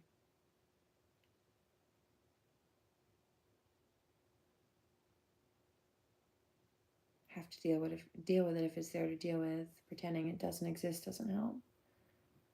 Ignoring the problem doesn't make it go away. Yeah.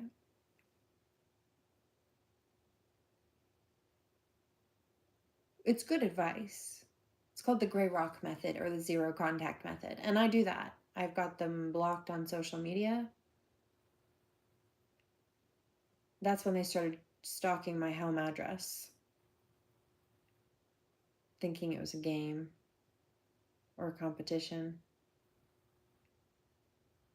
Talked about the gang stalking tree thing. Yeah, well.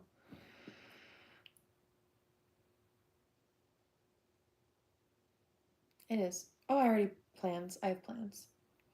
Imagine trying to fuck up my life and I write an autobiography about it and get rich and famous off all the shit you tried to do to me. Wait for it.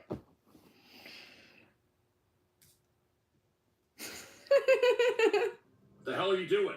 The hell are you doing? She was stuck in the basement. I called back. It's not safe. They're stuck in the basement. They're on ground level now. They're stuck there. They're stuck in the hell that they try to create for others.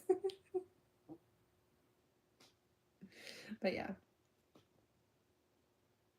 This flashlight and shone a light on us.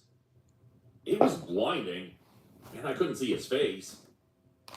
But I could hear something in his tone shift. These are good messages. Confident and authoritative to trembling in an instant. About it, God. Something happened, and in the next moment, he called out for help on his walkie-talkie. You're right. It was good advice. Like I said, I'm not arguing with you. It's just also on the flip side, it's that Gemini duality. I just understand both sides. You're right. But I'm not wrong either. Not on this one. Official person came out. High honor came out. Distant horizon came out. Also main male and privileged lady. So you had main toxic, domestic, abusive, karmic male, targeting a divine feminine. That would be me. And then you had the distant horizons. You said something about like clearing through this and overcoming it and what have you. With high honor, just doing the right thing, staying upright. It builds character. Yeah, that's correct. Community. And there's a whole community of people that was targeting family room. Yeah, in court, civil court or family court, message, perjury. In some cases, they were stealing mail. There were times where court dates would be scheduled and then they would put their little friends and minions on my mail route so that I wouldn't get notified of court dates. Because if you don't show up to court dates that someone else has filed on you, usually the judge will just default on them, meaning will grant whoever's asking for whatever it is that they're asking for, whatever they're asking for. They'll get whatever they're requesting without having to prove what they're saying, without having to actually have a hearing. It's just given to them based on the sheer fact that you didn't show up. Seems like you're irresponsible, you wasted the court's time because you didn't show up, right? From the outside looking in. But really, what happened is they made a point not to tell you when to show up so they could default without having to prove what they were saying because they couldn't since they were lying. I've seen that before a couple times.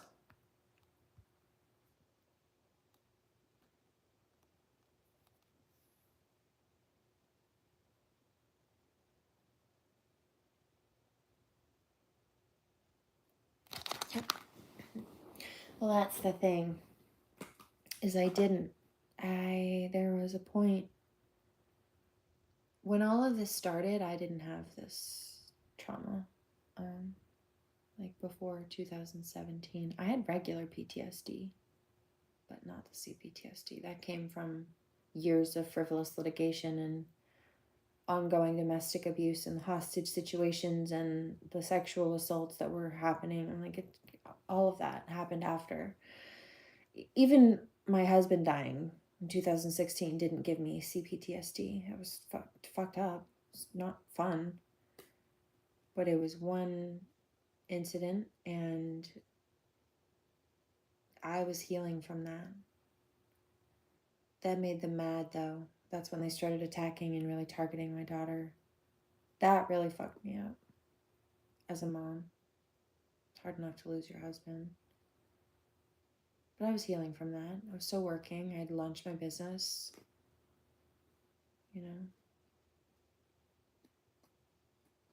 But that's when they got really mad. I started doing well, really well, making good money, and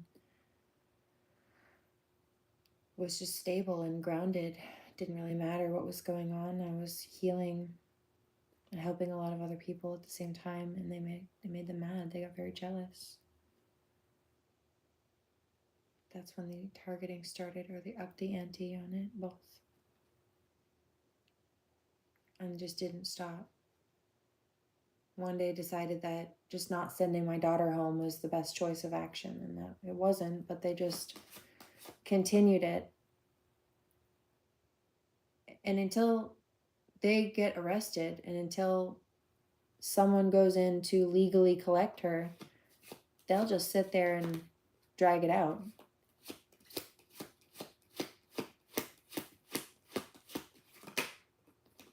As of just a few days ago, they were stalking my property in 15-minute rotations. Again, bad health, sick. These people are sick in the head and probably otherwise. Wealthy man, toil and labor, despair. Yeah, see, they were making themselves money off of other people's hard work and stealing. Now they're in despair because they're scared. They don't want to take accountability for stealing from the privileged lady, divine feminine, high honor, who did the right thing despite the fact that she had a whole community against her based on slander and defamation. Hello. And it caused me to be injured too. But that's why they're going to catch hell for it. House, lovers, divine masculine, gift. Just I'm hearing something about it. Yeah, gift, great fortune. Wow, wealthy man. And thief just came out. Concern. Yeah. Courthouse. There's this divine masculine who's very concerned. I didn't know all of that. You didn't know? Yeah. That's why I have no problem speaking up in warrior mode now. Because I was minding my own business, just peaceful and content in my own space on my happy little Zen den on my yoga mat. And they decided to throw stones at the happy little hippie because they're miserable and wanted me to join their miserable company, I guess. You should have left the happy little hippie on her yoga mat in peace,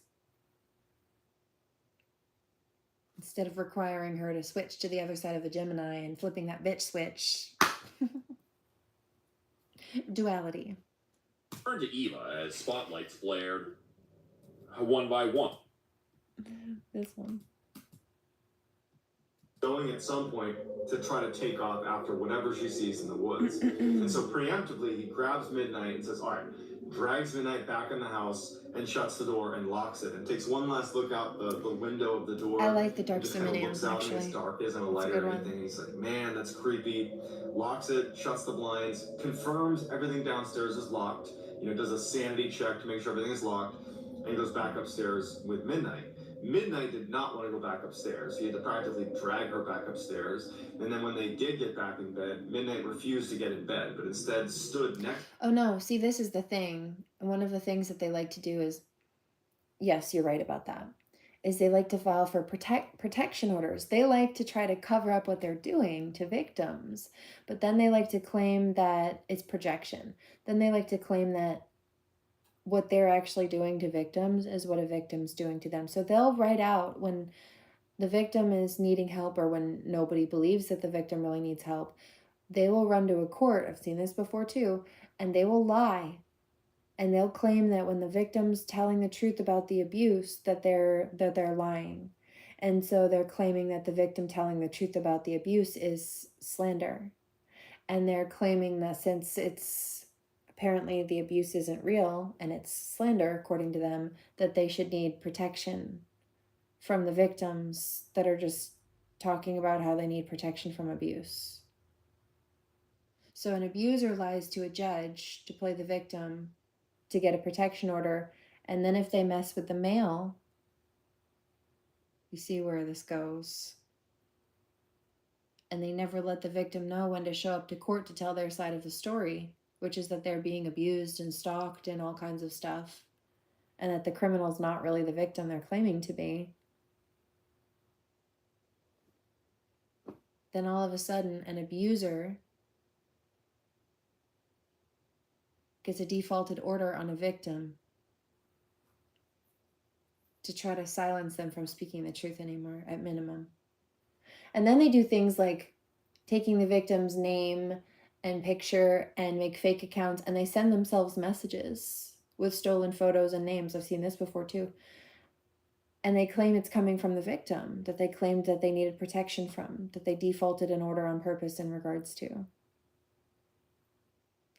try to set that victim up, claiming that that person's contacting them and violating a protection order, even though it was phony and perjured and defaulted anyway, to try to have that victim set up to be falsely arrested.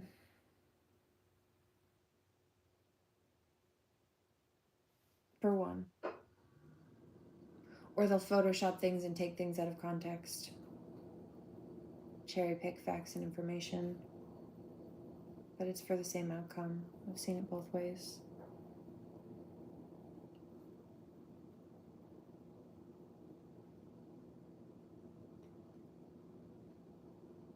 That's what it is.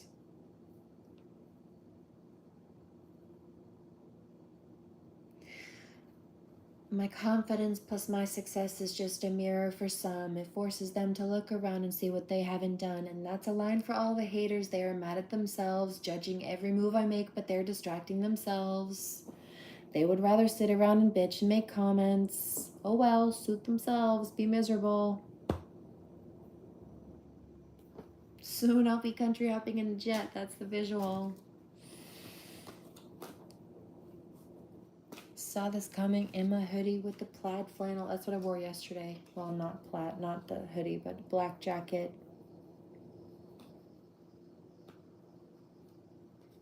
Red and black plaid. That's it. You're right. To the bed, looking at the stairs. Anything else? Wanting to go downstairs, periodically looking back at him, and then down at the stairs. Midnight. Family room, main mail. It's in reverse, so it's like a crooked civil court or family court that was used corruptly. I mean, I even have the judge on court transcript confessing to having a conflict of interest. So I'm very fond of this criminal and his family. Okay, so you shouldn't be a judge on this case. That's a conflict of interest. Terrence Harrigan. I wanted to go back outside. So he's laying there in bed and he's taking full stock of the fact that his dog is very much on edge. But he's trying to fall back to sleep, trying to convince himself that nothing weird is going on. And after about 30 minutes of that and being unsuccessful at falling asleep, as he's laying there, it's silent, and all of a sudden he hears footsteps on his roof.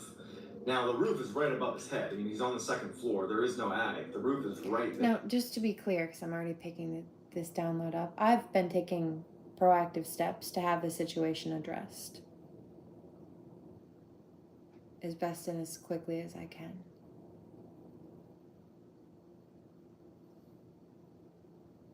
So it will be handled.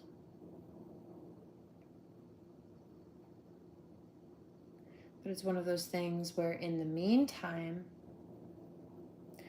it's people who lack vision, really. Well, I haven't seen the outcome change.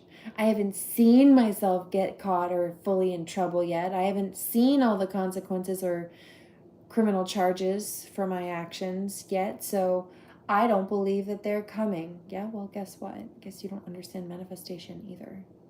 Guess you don't understand quantum law either. Stick in the mud. Can't relate. Visionary.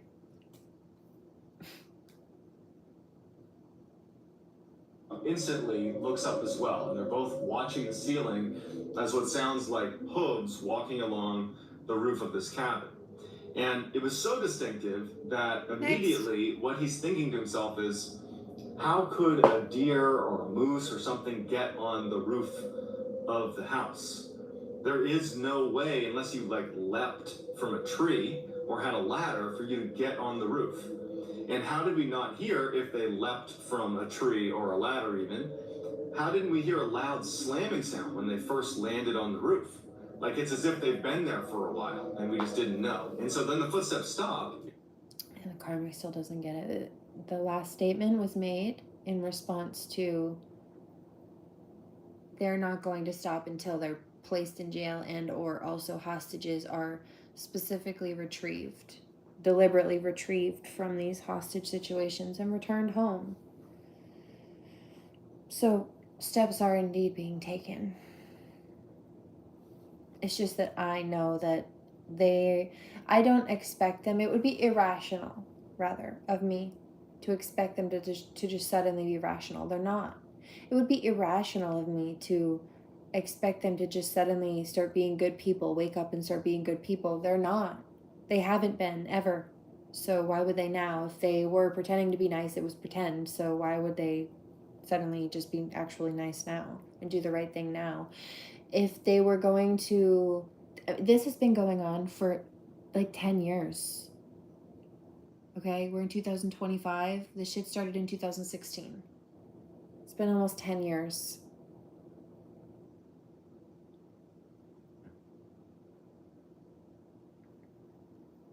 Okay? And they've been lying and being criminal the whole time. 10 years. Just the last round, 10 years. And they were doing crap like this before then too, in one way or another. So if they were going to suddenly stop being criminal, I think they'd have done it a long time ago. And again, it would be irrational of me to expect them to just suddenly wake up and be good, decent, moral people and stop being criminal, because they're not good, decent, moral people. They are criminal. It just is what it is.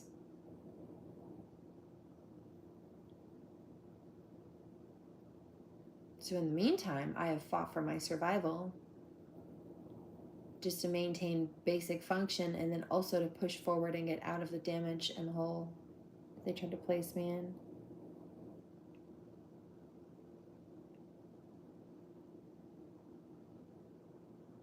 Including setting me up to have me falsely arrested for speaking the truth twice.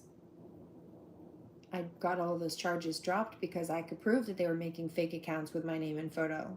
And I could prove that they were either that or photoshopping, altering, doctoring evidence for setups. And I did with a lawyer. But they still tried.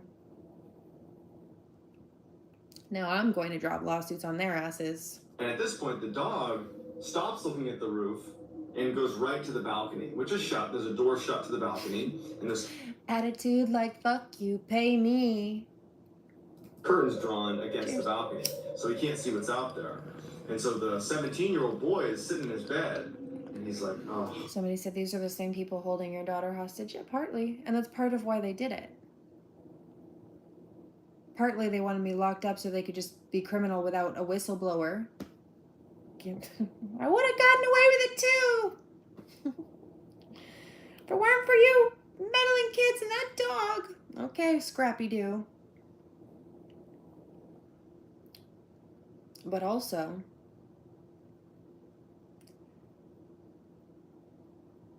they've been using her as a weapon and a shield at the same time. So they needed to use her. They needed to have her. They felt like in their vicinity to use her as an excuse for what they've been doing. There is none.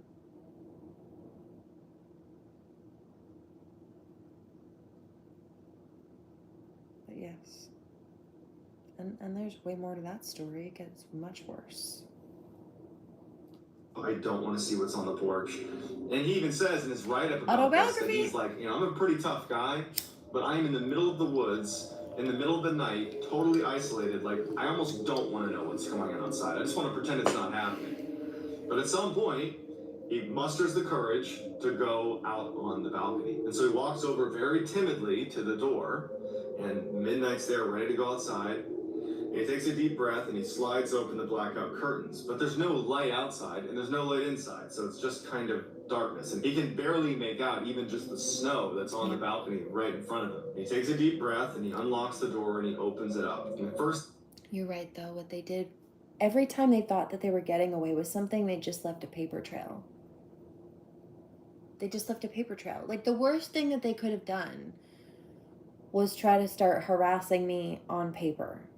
Like, it was bad enough that they were running their mouth and slandering, but when they started to put that shit on paper, they never expected that I would document every piece of it and line them all up together and show from lie to lie where are the discrepancies. Like, in one, they'll tell you, for example, not really in this case, but you catch my drift, that 2 + 2 = 4, but in the next time they tell supposedly the same story, they'll tell you that 6 + 4 = 2. And, well, both of those can't be true. And they're not. But that's what they said. Which doesn't make sense, because if it's the same story, it should be identical both times.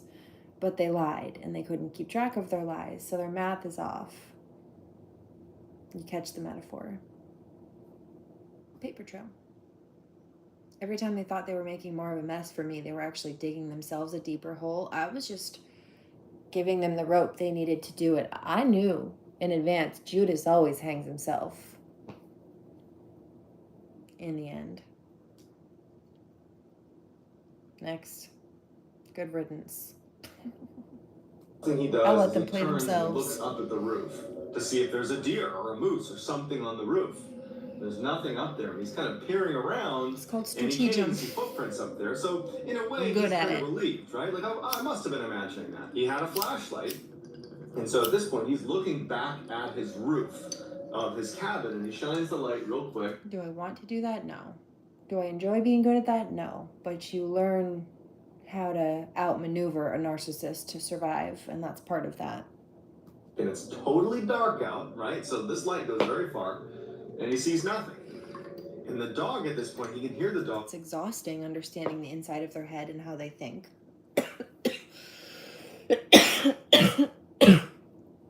I don't think that way, but understanding how they do and understanding the psychology behind it, yeah, helped me stay steps ahead of them. And when they thought that they were like impulsively situation to situation, just like winning a situation to situation, I saw the big picture, the long term. Now they thought that they were setting up a long term too. Let me cause problems over here, and then I make a little mess over here, and I can bring it over here, and I can tell these people that there's a mess over here, and so that this person's just messy, and then I can try to claim that I need protection since I'm claiming they're messy, and then I can try to have them falsely locked up. And it was a long con. Then I can, if I kidnap the child, then I can try to target the finances, and I can claim that since I'm in custody of the child, or I have, even temporary governance over the child, or I'm holding this child hostage, that I should have the money. It should go to me, not the person I'm victimizing. It was a long con.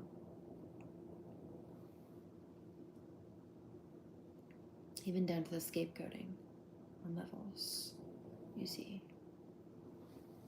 But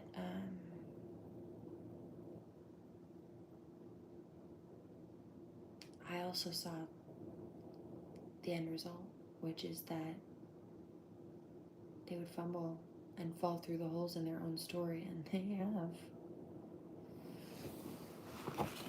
Red flags waving.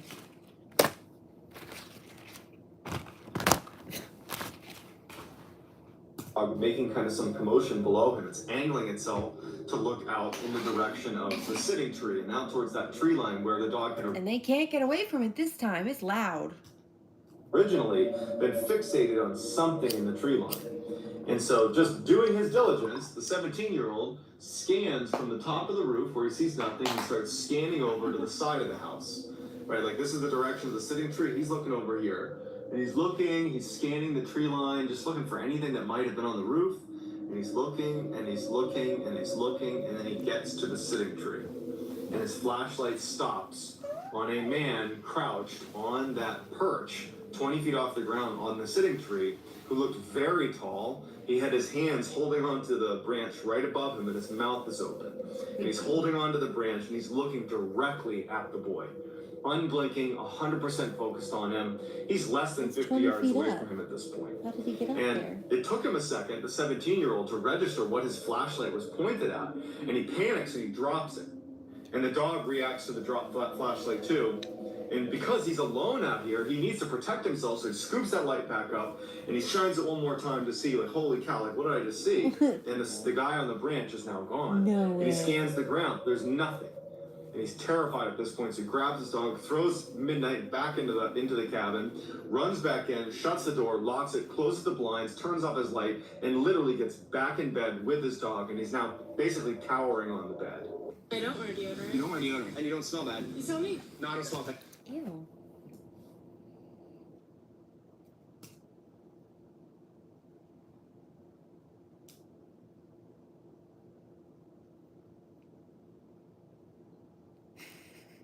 Side. I think she's picking up potentially on the paranoia. Okay. At this point, the boy and his dog are sitting on the bed, and they're both scared at this point. Midnight, was fearsome while she was outside, but now that she's back inside, she doesn't want to go near the door either. She's rubbing up against him. She doesn't want to go anywhere. And they're sitting there, and the boy, all he's thinking to himself is, did I really just see that? It looked like an unnaturally tall man. How did he get in the tree? That's 20 feet off the ground. There's no way to get up into the tree. And why was it sitting there with its mouth open, staring at me? And who was on the roof? Was anything on the roof? And if this thing can get 20 feet up into a tree, it certainly can get on the roof of my cabin, I would imagine. But what was it? So he's having this type of thought process, and he's realizing, too, that it's not that late in the night. He still has hours until the sun's going to come up. And as he's basically panicking and feeding off his own paranoia, and it's getting worse and worse by the second, he hears tapping on the door, on the front door of his cabin. And his heart sinks. And he and his dog kind of look in the direction of the tapping, and he knows he's not going to go open the door. He knows the door is locked. He knows everything is locked. He's panicking that maybe it wasn't, but he knows he locked it. And the tapping just sounds like a finger tapping on the window. And at some point the tapping stops, and he thinks, okay, maybe they'll just go away. And then he hears what sounds like footsteps outside, and then tapping begins on the side of his cabin. Not the front door anymore, like the wall of the cabin. Now it's a little bit louder. The tapping continues up the side of the house, and then it stops. And And he's sitting there and he's thinking, whatever this is walking around my cabin. And then he hears tapping on the little slit that is the window that feeds into the bathroom that's right behind the bedroom that he's in right now. So 6 feet away, maybe 10 feet away, whatever this thing is now literally just a small pane of glass away, tapping on the glass. And so now he's petrified. And he's just hoping that this thing goes away. It doesn't. It goes to the other side of the cabin and starts tapping on the wall on the other side of the cabin and makes it all the way back to the front, where it begins tapping on the glass of the front window, back to the door. And he's just thinking, like, whatever this is walking around my cabin, tapping all over my cabin. And then all the tapping stops. And his heart's racing. You know, it's the middle of the night. He's in the middle of the woods somewhere. He's totally isolated. And then it's like his worst nightmare comes true. He hears footsteps on his balcony. And then tapping right on the big sliding glass doors of the door leading out to the balcony. And he knows that right behind a blackout curtain and a pane of glass is this tall man, more than likely, who's right on his balcony. And the tapping on the balcony goes on and on and on. And then all of a sudden it stops. And he's just waiting for it to open the door and come inside. But it doesn't. Instead, it goes on the roof. And it starts tapping on the roof directly above him. And the tapping continues all night. And so finally, the sun comes up. You know, he hasn't slept all night. And he finally gets the courage to go over to the balcony and open up the curtains and see what's out there. And when he does, there is nothing out there, but there's footprints as if someone had been pacing on the balcony all night. He opens it up and finally just jumps out and looks up on his roof. There's nothing on his roof. You can see all these footprints on his roof. He looks down, and it's like a racetrack of footprints all around his house. Someone had been basically stalking his house all night, and then the footsteps retreat all the way to the sitting tree and then go back into the woods. He packed up his stuff, he left, and he couldn't have been happier that the family sold that cabin because he was never going to go back. So to this day, he has no idea what it was, and even if it was just a person who was tapping on your windows and your walls and your roof and your balcony, even if it was just a human being doing that, that would be horrifying. Let alone if it was something else, something paranormal. And so if you want to check out my video about my experience, it's on my channel called What I Saw in My Room Still Haunts Me. It's eerily similar to the one that I just described of the 17-year-old in Oregon. And so I'd love to hear in the comments what you think was doing all that tapping, and if it's possible that was just some person screwing with this poor kid, or maybe it was something else. So let me know in the comments, and I'll try to get back to as many people as I possibly can. If you haven't already, please, if you like this story, gently obliterate the like button and subscribe and turn on all post notifications so you can get 3 to 4 videos just like this every week. If you want to get in touch with me, you can hit me up on Instagram. My handle is johnballin416. I'm also quite active on TikTok. My handle is Mr. Ballin over there, and I go live on there all the time, 10 o'clock Eastern, most days of the week. So I hope to see you in one of those other places, and I hope you'll continue to watch my videos here on YouTube. And that's going to do it, guys. Thank you very much. Till next time. I had a slip and fall accident. I wasn't sure what to do. Joe Bornstein's office handled everything. The experience was much better than what I expected. They were very professional and responsive to all my questions and concerns. I highly recommend the law offices of Joe Bornstein. Over 25,000 victories for injured Mainers just like me. If you've been injured in an accident, call Joe. It's that easy. Tell him you mean business. Call Joe today for a free case evaluation. There's never a fee unless you win. Please give a round of applause for Mark County. Hello, and thank you to everyone for allowing me to be here today. You have been extremely understanding to me, dealing with my personal struggles. Oh, Granny come! Listen, he's the best. There's no way I can't do that. Why? Why? Because my tummy. You know what that would do to my tummy. I would get sick everywhere. No, it's about perspective, okay? Like, on the inside, you don't feel it. You're like pinned against the wall.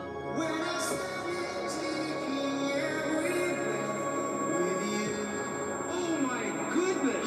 What is out? This is truly shocking.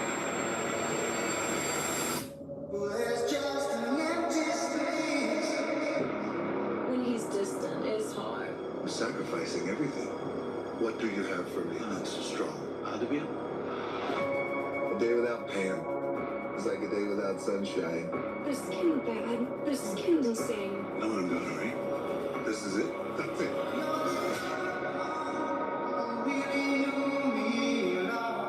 What happened? I'm so sorry. It's me. You don't have to apologize, okay? I know that you've been questioning whether I am the fighter that you thought that I was. I was just getting downloads about martial arts. Actually, I was getting them earlier too.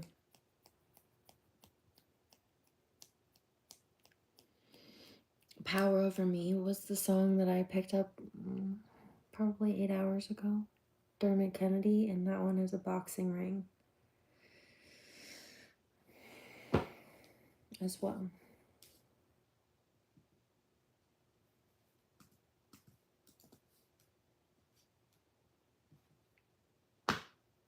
Saw and heard. Somebody said, I thought you were sleeping. No, lucid, just processing. Panicked voices, screams, someone calling out a code, someone calling out confirmation. Eva looked at me in disbelief, struggling to find the right words. Do something, one of the guards called out. Fucking do something! Then, gunshots. My eyes were on Eva when the first bullet hit. I saw it enter right above her heart. And as I blinked, something changed. Eva wasn't standing there any longer. I was looking at something else.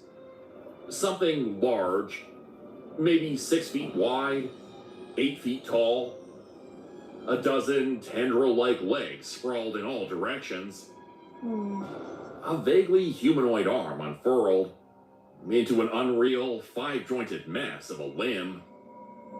A body of contracting and expanding rubber-like sacs lined with pulsing blue veins. Like a bowl of noodles held together by fishing wire. On the side, the decayed head of a long-dead woman. Hanging to the side like an afterthought, a thin sliver of hair hanging from the remains of a scalp. All of it breathing like a dying balloon. Another gunshot, then another. I blinked with every blast and watched her change in front of me. In one moment, I saw her as I knew her. In the next, I saw that unworldly thing. She fell to her knees, screaming for help. In the next breath, I heard this awful croaking, like a bullfrog in an undulating tunnel. But the image I remember the most was that of the Eva I knew. This soft, beautiful person, being riddled with gunshots, reaching for me. And when I didn't reach back, the betrayal was painted on her face just as true as the bullet holes in her chest. She spoke, and when she did, there was no pain in her voice. And no matter how she looked, the voice stayed the same from one breath to another. This was your plan, wasn't it? She said. To get me outside. Make me vulnerable. I covered my head. They were calling for help. Someone was bringing a rifle. I could hear an engine in the distance. Eva looked up. In another form, her skull rotated upwards, looking at the sky. Father? She cried. Father! I crawled backward, slipping in the mud. One person was firing a large caliber rifle, stopping only to reload. It didn't faze her in the slightest. I couldn't make out where everything was coming from. I could just see the many lights and the blinking gunfire. My ears rang, but I could barely hear it over my own pulse. It had been cloudy all day.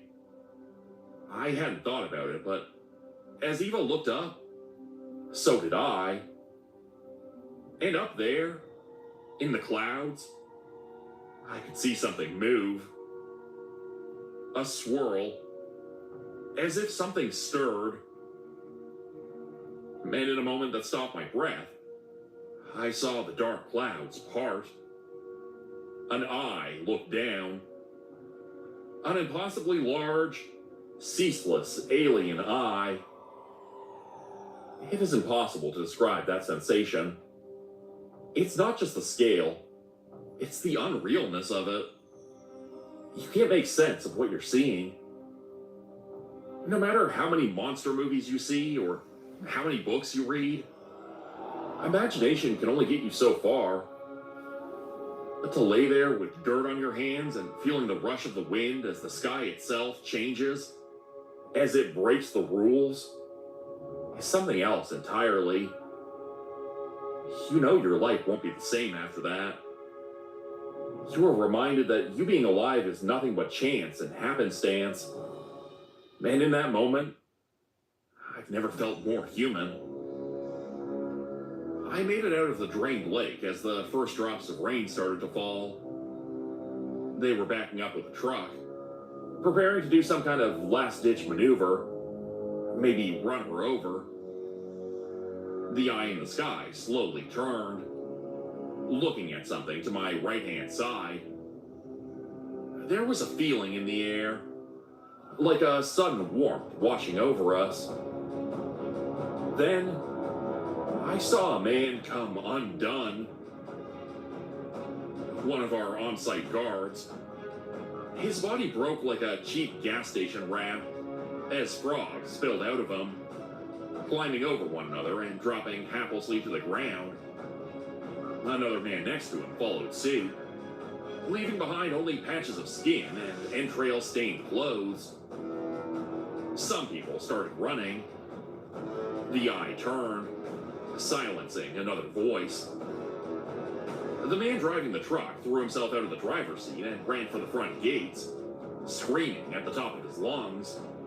A cold, panicked shriek. Humans aren't meant to sound like that.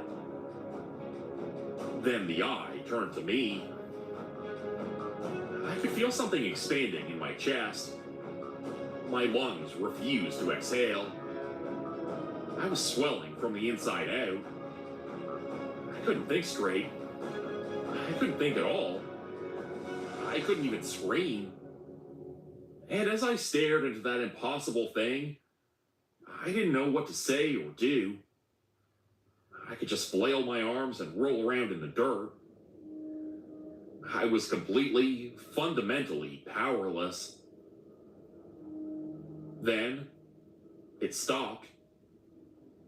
It turned its attention downward, to Eva. She said something, but all I could hear was my own heart. Moments later, the eye closed. The site was abandoned. There was an alarm blaring in the distance. But for a moment, it was just me and Eva on opposite sides. Me up above, her down below. And for a final time, I saw her as she wanted to be seen. A bullet-ridden woman, slipping back into the basement of the church and disappearing into the fissure below. Not a word spoken. The rain whipped into a downpour. The lake was flooded, putting what remained of the building back underwater.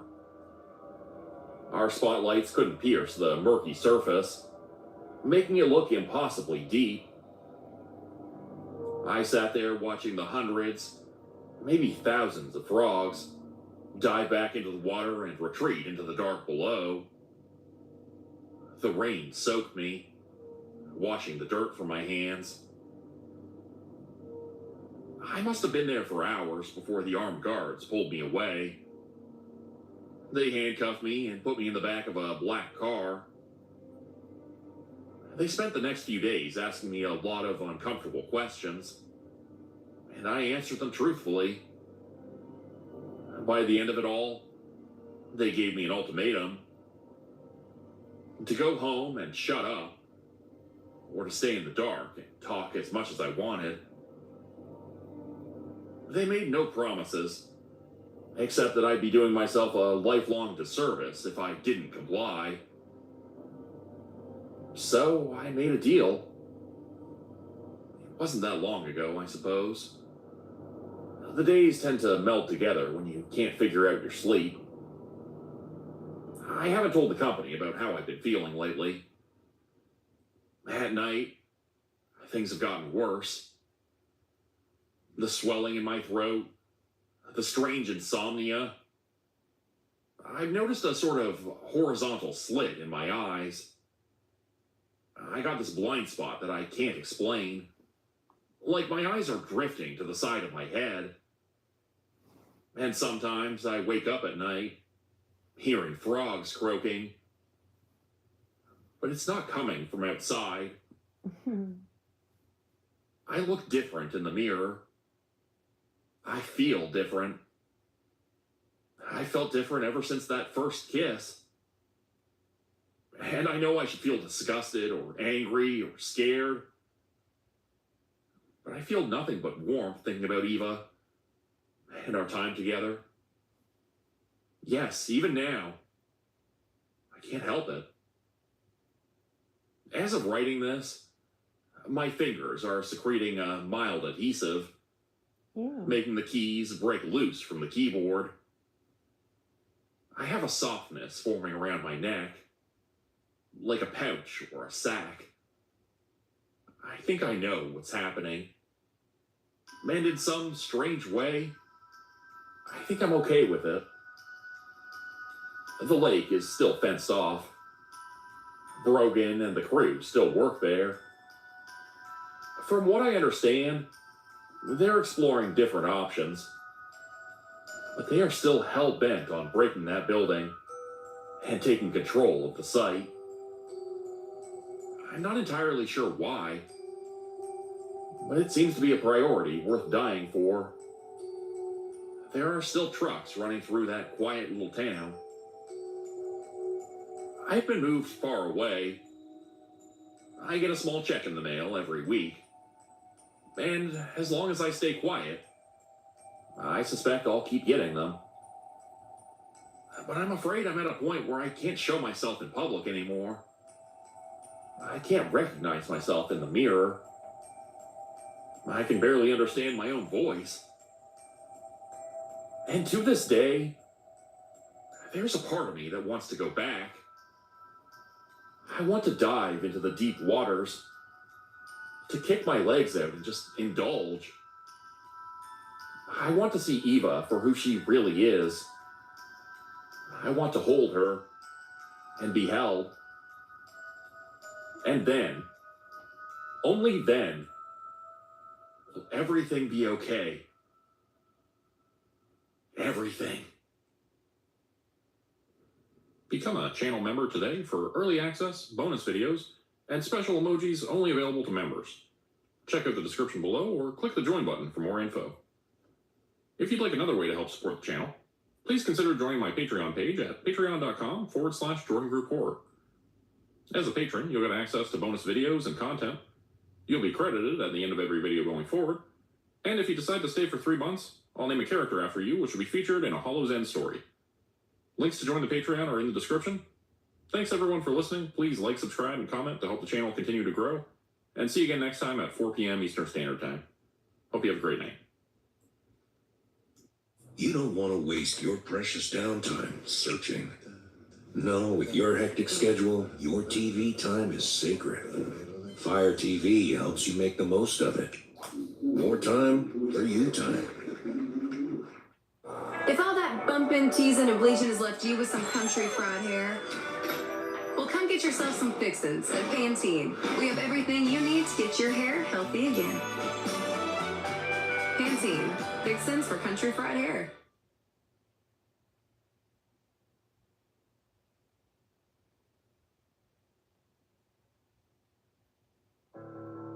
see it right there. Top right, Bob said. It comes on screen, and it's right there in full view on its way out to the fields. I leaned in, watching the screen intently, and Bob sat beside me, almost expectant. Bob had been one of the men who'd come forward when I started this job. I was told he had some video footage of the creature I was supposed to be hunting, after it had attacked some of the livestock on his ranch. I had some doubts that this was actually the creature I was looking for, since most of the last several guys who'd come forward had only led me to a dead end. But this one was different. Something loped into view from the top right corner, although it was hard to say exactly what that something was. The black and white footage wasn't great. It looked a little bit like a mountain lion, although there was too much off about it to be a mountain lion. For starters, this thing seemed to have wings, like a bug. It was a lot bigger than any mountain lion I'd ever seen. Then, of course, there was its face. It was hard to make it out clearly on the footage, but that face looked almost human. Hell, more than human. It looked just like Tom Hanks. Tom Hanks? I asked, as I sat in a restaurant with Dr. Josiah Parsons 2 weeks ago. You're seriously sending me after Tom Hanks? A clone of Tom Hanks, Parsons corrected. A clone of... Are you actually serious right now? Why the fuck would you clone Tom Hanks? What possible scientific purpose would that even serve? Seriously. I half expected Dr. Parsons to crack a smile or even laugh, but he maintained a completely stoic facade. Oh, God. This wasn't a joke, was it? It was a project we funded several years back, he said. A precursor to the project that created the last creature you killed for us, actually. The goal was to produce human organs that could be transplanted to patients in need. Although most of the actual research for this iteration of the project was carried out by another party. And my understanding is that the samples they used were contaminated. Great. So, how exactly did they go from growing organs in a vat to cloning Tom Hanks? I asked. The samples they used came from an even earlier version of the project that had gotten its funding through promising exclusivity to celebrity donors. If I recall correctly, the team wanted to clone one live specimen to ensure that what they were creating was viable. And since the samples they had came from celebrity donors, they cloned Tom Hanks. I finished. Dr. Parsons nodded. Unfortunately, they didn't realize that some of the samples they'd been using had been modified by the team that originally procured them. Apparently, their predecessors were trying to cut corners by genetically modifying the samples. And when a clone created using one of these samples was allowed to mature, it became something else. A hybrid. Not human, not animal, not fae, and yet still, Tom Hanks. I just stared blankly at Dr. Parsons. Part of me was still convinced that he was fucking with me. And this is a real thing, right? I asked. Not like some kind of joke? I recognize that this situation is ridiculous, but this is the situation we currently find ourselves in, Parsons said. So you're sending me up to Arizona to go and hunt a mutant clone of Tom Hanks. I was still trying to wrap my head around this and failing miserably. Not a mutant, no, he clarified. A Tom Hanks chimera. Of course. A Tom Hanks chimera.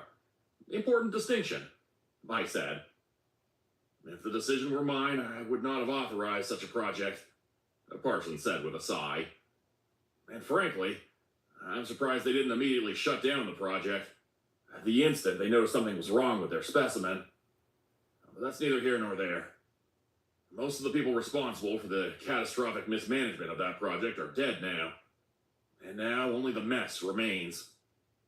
Your job is to clean it up. Find the creature, subdue it, and have it brought back to me for study. Study? I repeated. You don't want me to kill it? It's more valuable to me alive, Parsons replied. Your last target needed to be eliminated. This one isn't quite as dangerous when unprovoked. It's been content to avoid people for the last several years. Make no mistake, it will still try to kill you if engaged, but there's a much lower risk of collateral here. Right, I said unenthusiastically. So, how exactly am I supposed to drag the Tom Hanks chimera out of the desert when I find it? I have a contact for you in Arizona, Parsons said. Lucas Van Coverden. He's a member of the Brethren. Quite an accomplished one at that. Lucas Van Coverden. I recognized that name, although I'd never met the man before. They called him the Arizona Ranger, and I was a little surprised to hear him pop up in conversation. Last I'd heard, he'd either been killed or maimed. Maybe that wasn't true. Or maybe he'd simply recovered. He and his team will provide you with any support that you need, Parsons said. Any further questions? I thought about asking about Lucas, but I figured I'd get the answers from the man himself soon enough. None so far, I said. I'll contact you if anything comes to mind, though. Excellent. I've emailed the relevant documents over to you, so please go through them on your way to Flagstaff. And remember, I need this one alive. I didn't expect the creature to actually look like Tom Hanks, but somehow it did. The footage I was watching it on wasn't even that great, but there was no mistaking it. This thing actually had the face of Tom fucking Hanks. Passed the camera on the way up to the fields, he said. Killed 2 of my cows. Dragged one of the bodies off. I don't suppose you ever found out where? I asked hopefully. Not far. I just had past that hill on the west side of the property. Found the carcass out that way a day later. Any footprints? I asked. Signs of where it might have gone? Bob just shook his head. None, he said. Damn thing slipped away into the night. Great. Well, can I trouble you for a copy of this footage? And anything else you might have from that night? Yeah, sure thing. Just give me half a second, I'll get that on a USB for you, Bob said. And I let him putter around for a while I examined the footage again, studying the creature as it skulked past the camera. For a moment, its shiny eyes glanced into the lens, staring at me through the screen, and I felt myself shudder a little. I've dealt with a lot of monsters before, but this thing seemed like something else entirely. I left Bob's ranch about 15 minutes later and headed back to the motel room I'd gotten for myself. Once there, I went through the footage again, before emailing it over to Lucas's team and skimming through the rest of the footage that Bob had given me. There wasn't much to see. Whatever this thing was, it was crafty. It was almost as if it knew to avoid the cameras, which implied some disturbing things about its intelligence. About 5 minutes later, I got a message on my phone. Ted's Diner. 5 minutes. The message had come from Lucas and his team. It had come just after another message from Gary, the man I'd met back in San Francisco. Hope you're doing all right. Thinking of you. I ignored his message, just as I had the last few, and responded to Lucas. I told him I'd be there. Closed up my laptop and slipped it into my bag before heading out. Ted's wasn't far away. I could walk there in about 5 minutes. And walk there I did. The diner was mostly empty when I arrived, save for a few old-timers sitting by the counter watching TV and 3 figures near the back. Those 3 figures were the ones I was looking for, and they stood out like a sore thumb. Namely because they all wore cowboy hats for some reason. I mean, I know they called themselves the Arizona Rangers, but they could have at least tried to be a little more subtle about it. The first was a red-faced woman with squinting eyes, drinking a black coffee and squinting at me. This was Catherine Oak. And she carried herself with the swagger of someone who had something to prove.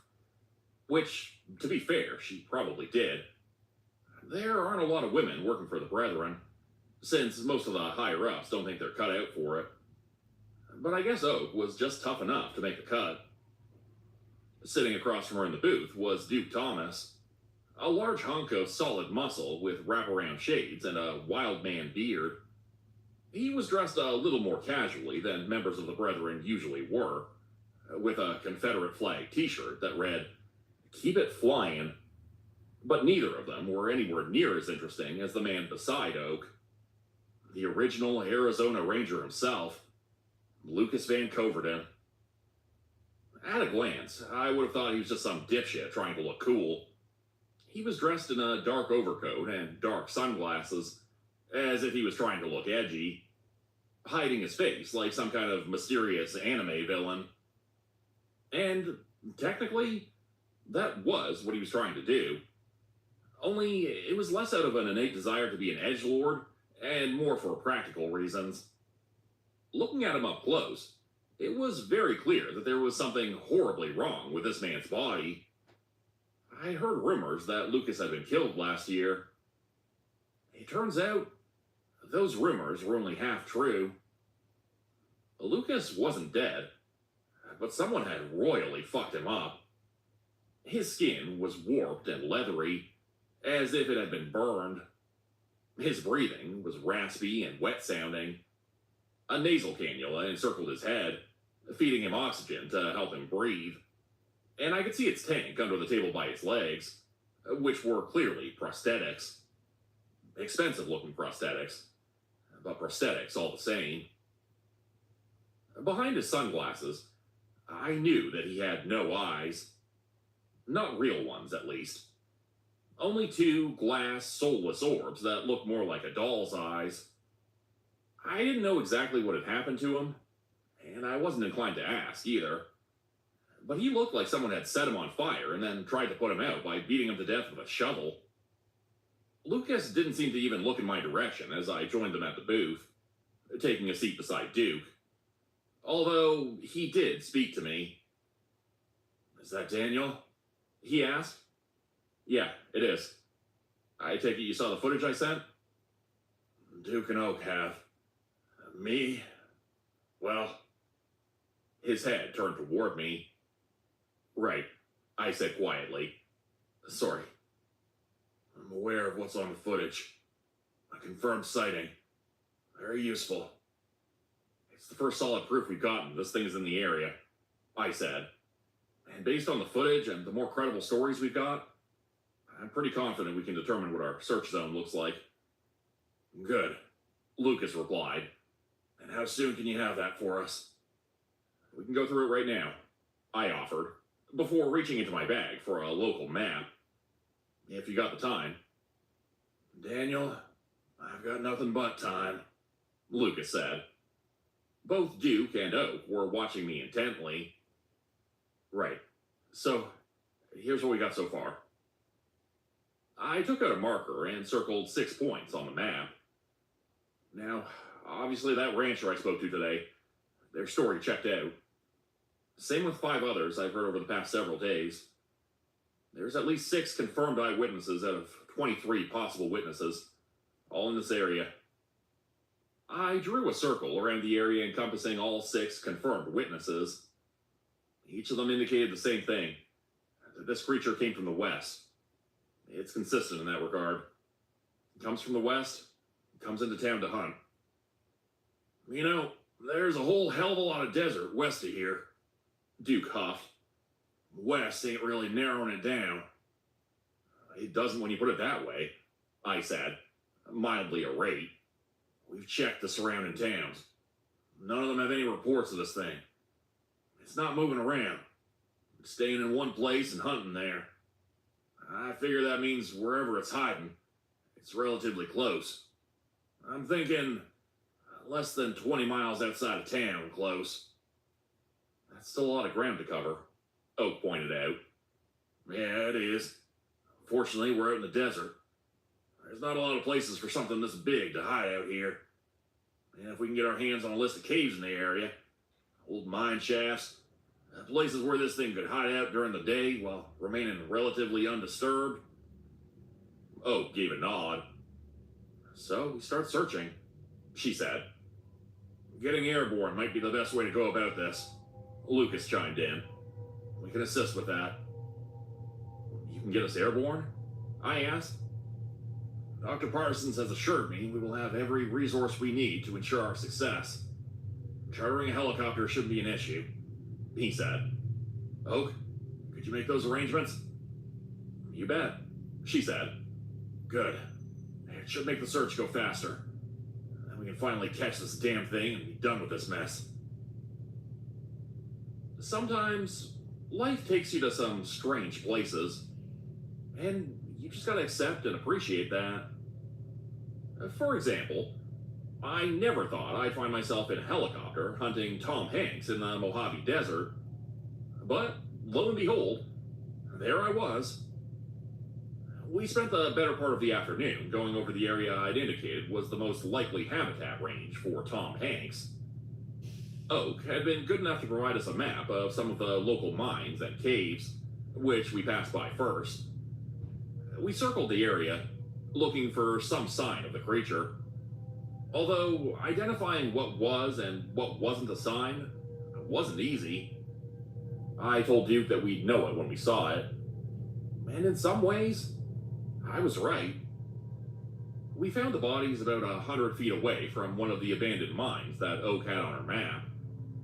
It was hard to clearly ID them from the air, but we were at least sure that they weren't human. And an hour after we landed, we drove back out to the mine in an SUV to take a closer look. Mule deer, Duke said, as he stood over one of the bodies. These ain't fresh kills either. Yeah, no shit, Oak replied. She'd made a point to stand away from the smell. Looks like this one was dragged here, Duke noted. And there's other drag marks too. He got up, tracing them along the ground before looking over toward the mine. There.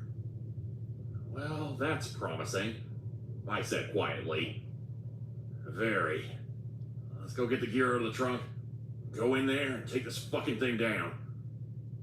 Duke turned and headed for the SUV again before I stopped him. Wait. Hold on a second. You're planning on going in there? Yeah. Hunt it down, that's the job, he said, a little annoyed. You're joking. This thing is smart enough to avoid getting caught on camera, and you want to go into a dark, labyrinthian mine looking for it? That's the job, Duke repeated. Look, if you want to stay out here, then you do that. I'm gonna hunt the goddamn monster. On its own turf, I said. I'm not saying we're not gonna hunt it, but this thing is clearly intelligent. Do you really want to fight it in the dark when it's got a home field advantage? Duke just stared at me like a complete fucking idiot. I'm intelligent too, he said. It ain't human. It's just another animal. I mean, it kinda is human, Oak pointed out, coming over to join us. It's got human DNA. And Danny's right. This thing's smart. Well, what the hell do you want us to do then? Duke asked. Let's just play it smart, alright? I said. What we got here is something that likes to hunt. So what's the obvious solution here? We hunt it, Duke said. God, he was stupid. No, we give it something to hunt. There's ranchers around here. We buy ourselves a cow, we put it out, and we let this thing take the bait. Get what I'm saying? Oak was nodding, and Duke seemed to be finally understanding where I was coming from. Yeah, that ought to do it, Oak said. Give it something to hunt, and ambush it when it takes the bait. Exactly. Now let's get us a cow. The cow paced uneasily around the space where we'd left it, mooing occasionally as it tried to break free from the metal post we tied it to. It kept pulling at the rope, trying to break free, as if it knew just why we left it out here. Honestly, its desperation made me feel a little bad for it. It kind of reminded me of those slaughterhouse videos you sometimes see. They're never going to stop me from eating meat, but They're harrowing as hell to watch, as the bitter reminder that your steak was once a living thing is violently hammered into your brain. Duke, Oak, and I sat watching it from a hill about 200 feet away as the sun set before us. The desert was almost peaceful as night set in, and while Duke kept an eye on the cow, I let my eyes wander elsewhere. I could see cars driving past on a distant highway, headlights cutting through the growing shadows, illuminated against an ocean of dirt and brush. By the road stood a massive billboard that read, "Shackled by lust? Jesus sets free." There was a tranquility here. This place felt so far away from the rest of the world, and yet so close to it at the same time. I could almost see why the creature chose to live here, and for a moment, I wondered if it sometimes sat and watched the passing cars. I wondered if it was able to lament its own lost humanity. I watched the road for a bit longer, and as I did, I thought I noticed something standing by the sign. No, not something, someone. For a moment, I was almost sure that there was a person standing under that sign, and I was sure that they were looking at me. "Hey, Duke, can you pass the binoculars?" I asked. "Yeah, sure." He handed them over to me, and I took a closer look at the shape by the sign. But whatever it was that I'd seen, it was gone now. "What's up?" Duke asked. I lowered the binoculars. "Nothing. Never mind." I shook my head and handed the binoculars back. The air smelled a little more like ozone than it had before, although even that ozone smell felt off. It was gone almost as quickly as it appeared, but the feeling of being watched didn't fade away quite as quickly. "I see some movement," Duke said quietly, and I was torn away from my thoughts. I looked up towards the entrance of the mine. Duke offered me the binoculars again, and I took them, watching as a shape crept out from the mine entrance. The cow was completely panicking now, bucking wildly as it struggled to escape, and its cries only seemed to entice the creature stalking it. "I'll get a shot lined up," Oak said, readying the rifle she was holding. That rifle had enough tranquilizer in it to put down a grizzly bear. We'd expected it to be appropriate to put Tom Hanks down for a nap. We waited, watching in silence as Tom Hanks crept closer to the cow. I saw his head rise up as he studied his surroundings. When he finally decided that the coast was clear, his cat-like body tensed up like a coil before he suddenly lunged out for the cow. I heard it cry out, saw it struggle, but it couldn't escape, and death came quickly. Tom Hanks pounced on it, tackling it to the ground before sinking his mandibles into its throat. His claws tore at its stomach, splitting the cow open as if it were made of paper, and turning the animal into a twitching, butchered mess in mere seconds. We watched as he sifted through the organs before beginning to eat. It seemed as if he was starting with the heart. "I've got a shot," Oak said quietly. "Take it," I said. The gun fired, and I saw Tom Hanks' head shoot up.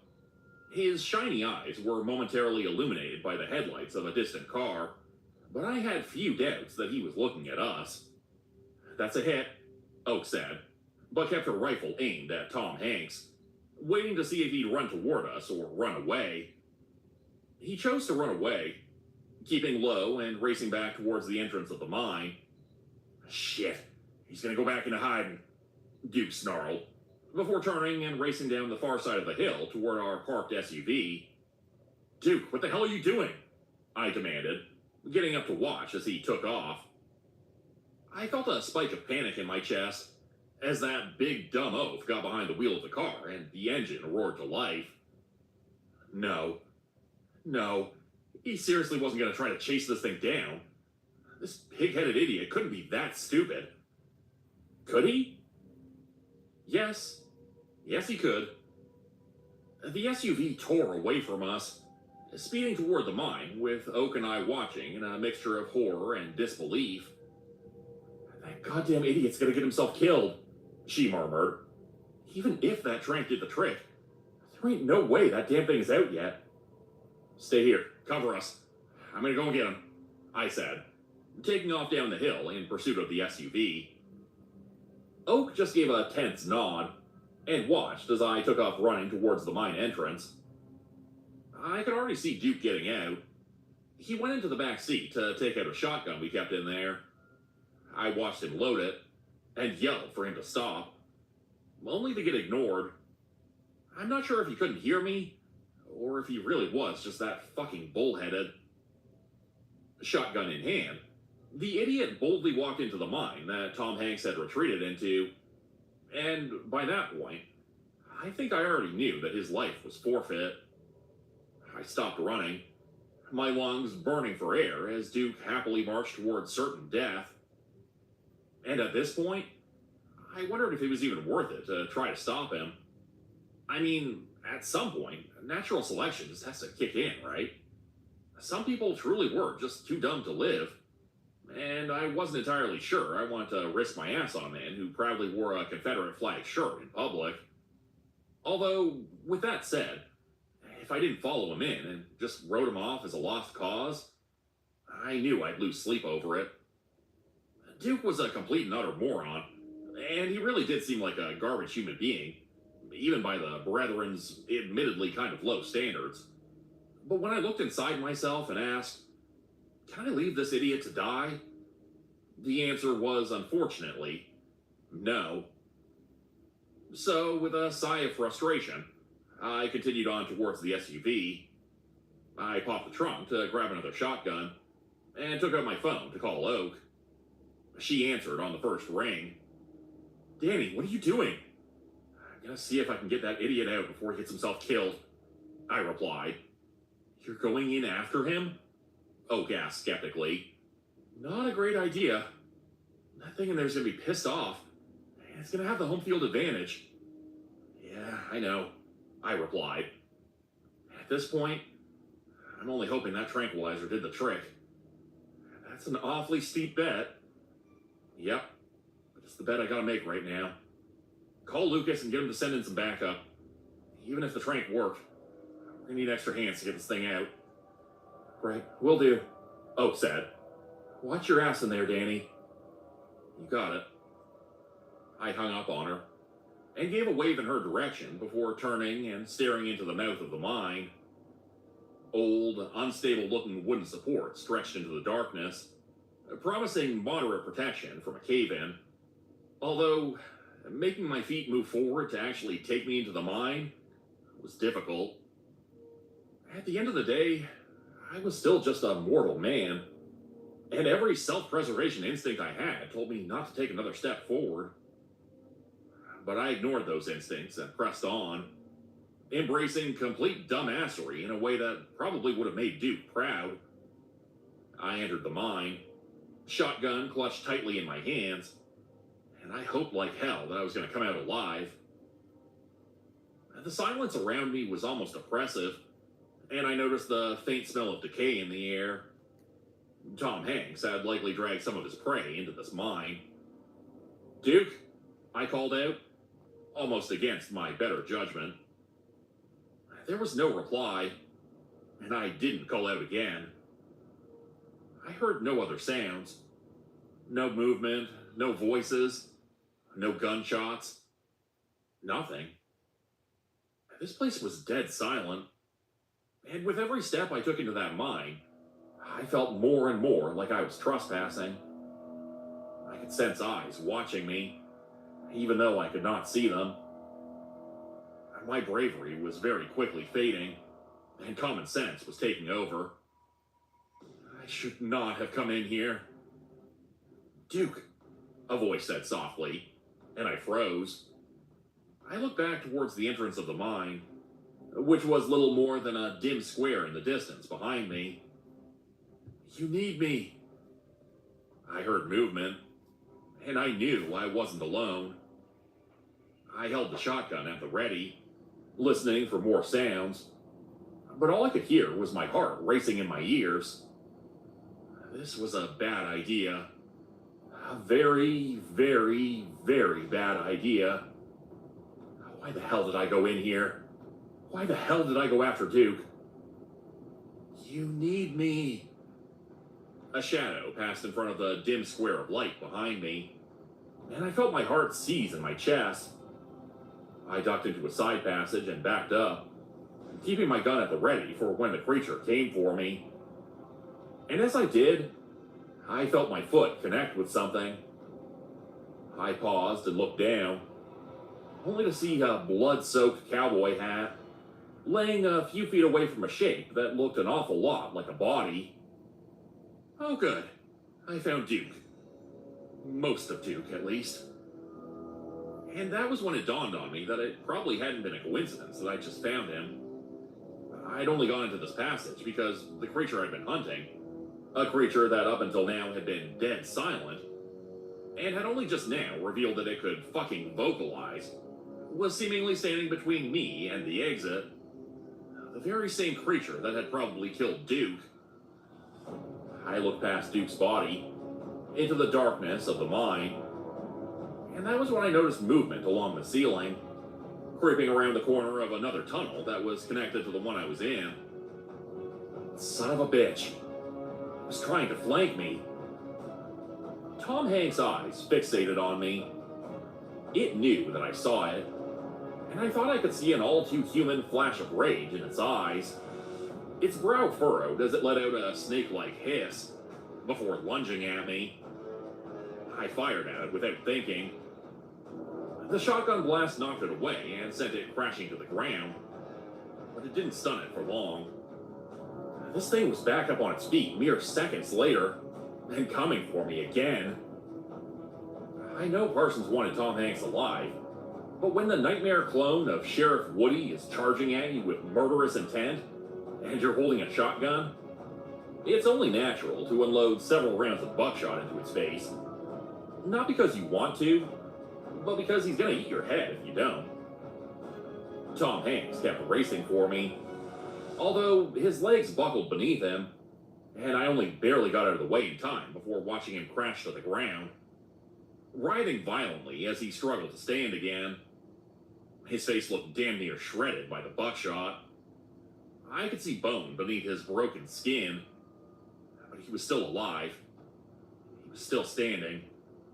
He was still fighting, and I could see him shaking off his injuries like they were nothing at all. Something in my gut told me that if I wanted this Tom Hanks chimera dead, it would take more shotgun shells than I had on me. And on top of that, it was very obvious at this point that the tranquilizer hadn't worked. He didn't seem to have slowed down at all. Tom Hanks snarled at me, eyes fixating on me again. Or maybe it would be more accurate to say, eye. One of them had been destroyed by the several shotgun blasts he'd just taken to the face. His tail switched angrily, and, thinking fast, I aimed my next two shots at his back legs. I knew they wouldn't kill him, but I hoped they might slow him down enough so I could run. With Tom Hanks injured, I put two more shells into his torso, before turning and sprinting for the entrance of the mine as fast as I could. You need me, Tom Hanks growled, repeating some words he must have heard a long, long time ago.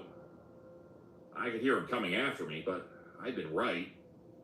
Shooting his back legs had slowed him down enough for me to outrun him, if only for a little while. I burst out of the mine, sprinting as fast as my legs could carry me, and I could hear Tom Hanks gaining on me.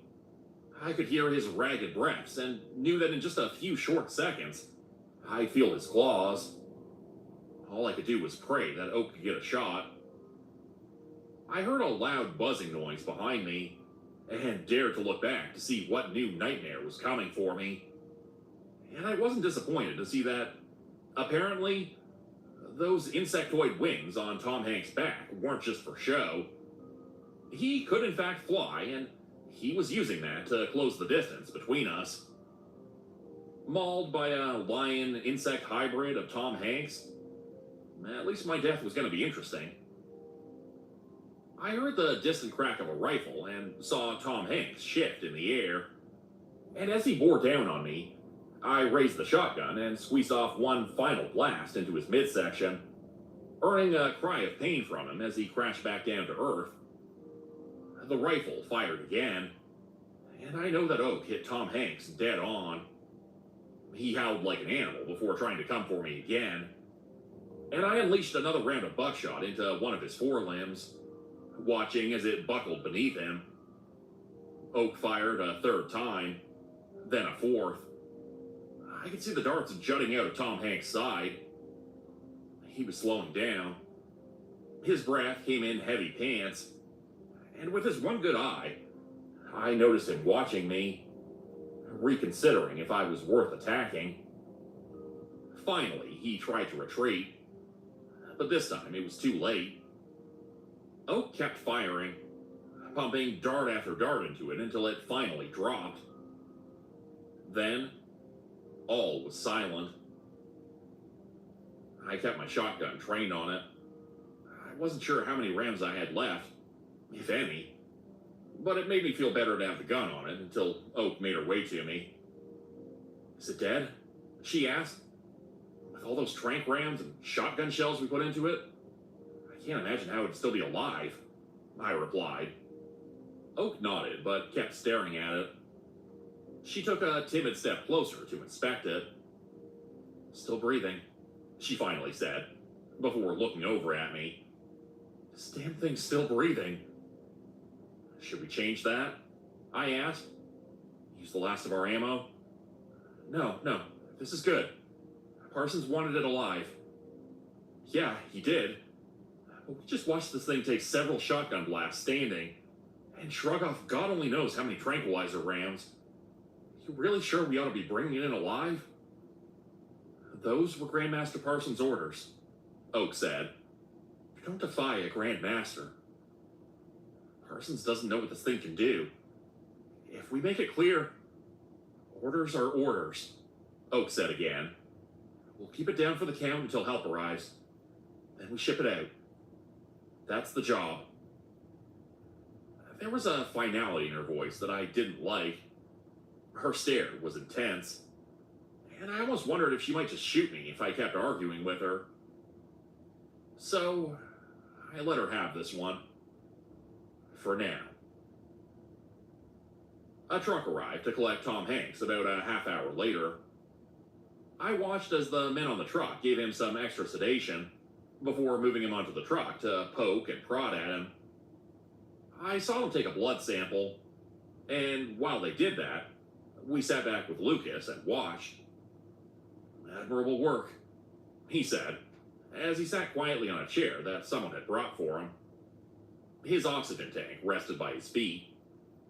"Dr. Parsons is going to be very satisfied with this, even if you did need to rough it up a little.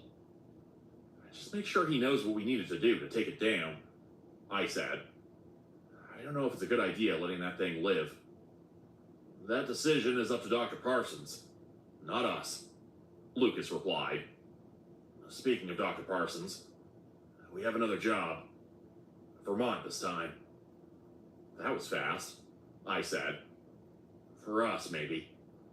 Dr. Parsons admittedly has quite the laundry list of targets to clean up. We'll be busy for some time."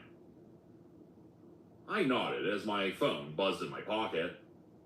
I took it out to look at it and saw another text from Gary. "Hope work's going okay. I know you're really busy, but just wanted to know you're all right." I almost ignored it, but figured that the least I could do was text him back. "Yeah, crazy busy lately, sorry. In Vermont next, but we should still try and do something." He responded with a little heart icon that made me a lot happier than it should have. I know that the brethren wouldn't really approve of me talking to him, nor would they approve of my visit to him before I left San Francisco. But, well, I'm only human. "So, Vermont?" I asked, pocketing my phone and looking over at Lucas. "What's the target this time?" Addendum 2. Little tin soldier marching when you wind his key. I can't say I'm surprised, and I can't say I'm disappointed either. This may possibly be a best case scenario. Possibly. More data is needed. Dr. Saunders had mixed feelings when I shared with her the latest casualty in Parsons' little cleanup operation. On one hand, I recognize that she feels a responsibility to her creation. In many ways, she still loves it. And I could see the shameful relief on her face when I told her that he was still alive. On the other hand, she also understands that the child she raised in that lab is gone, and whatever remains is something else entirely. I know that she would have preferred if they killed it. Either way, her shared history with that particular creature is not what's important. What's important is the question that she asked me. How will we protect our own going forward? I have yet to determine a satisfactory answer to that. For now, my interest is only in observing this cleanup operation. But I also have to take precautions. I've advised Saunders to look for places to relocate the subjects in our care. While I would prefer it not come to that, their safety must take precedence over what is convenient for our research. This Dr. Parsons, I've yet to determine what it is he seeks to accomplish. But I already know that it is not something I can allow. Become a channel member today for early access. Spooky bitch.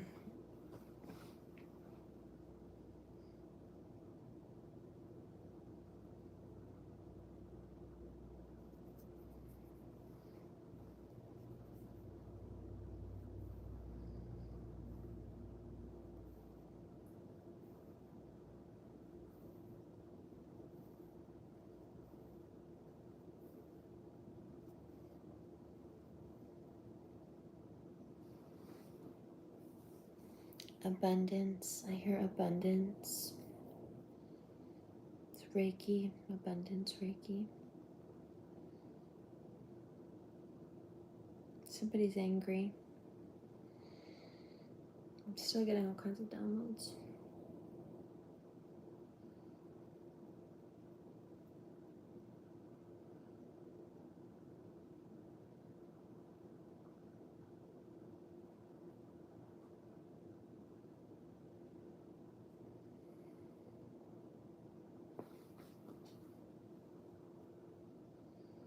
Somebody's regretting what they did or their choices.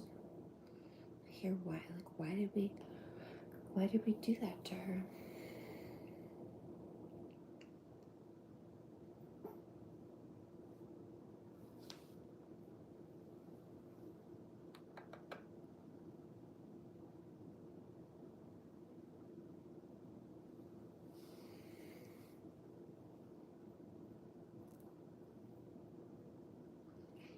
Hi, baby.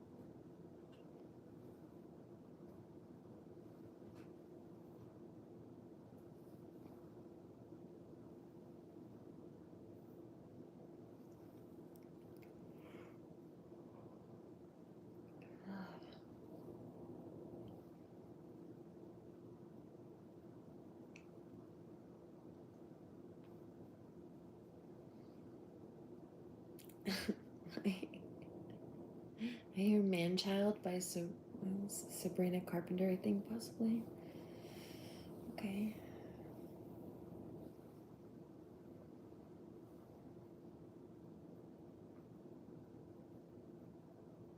I think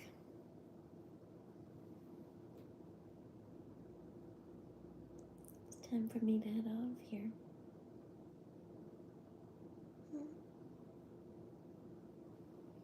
You're looking for a cuddle. Please remember to pray. Do no harm. Take no crap.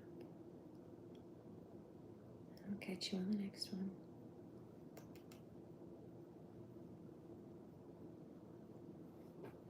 Blessings and namaste.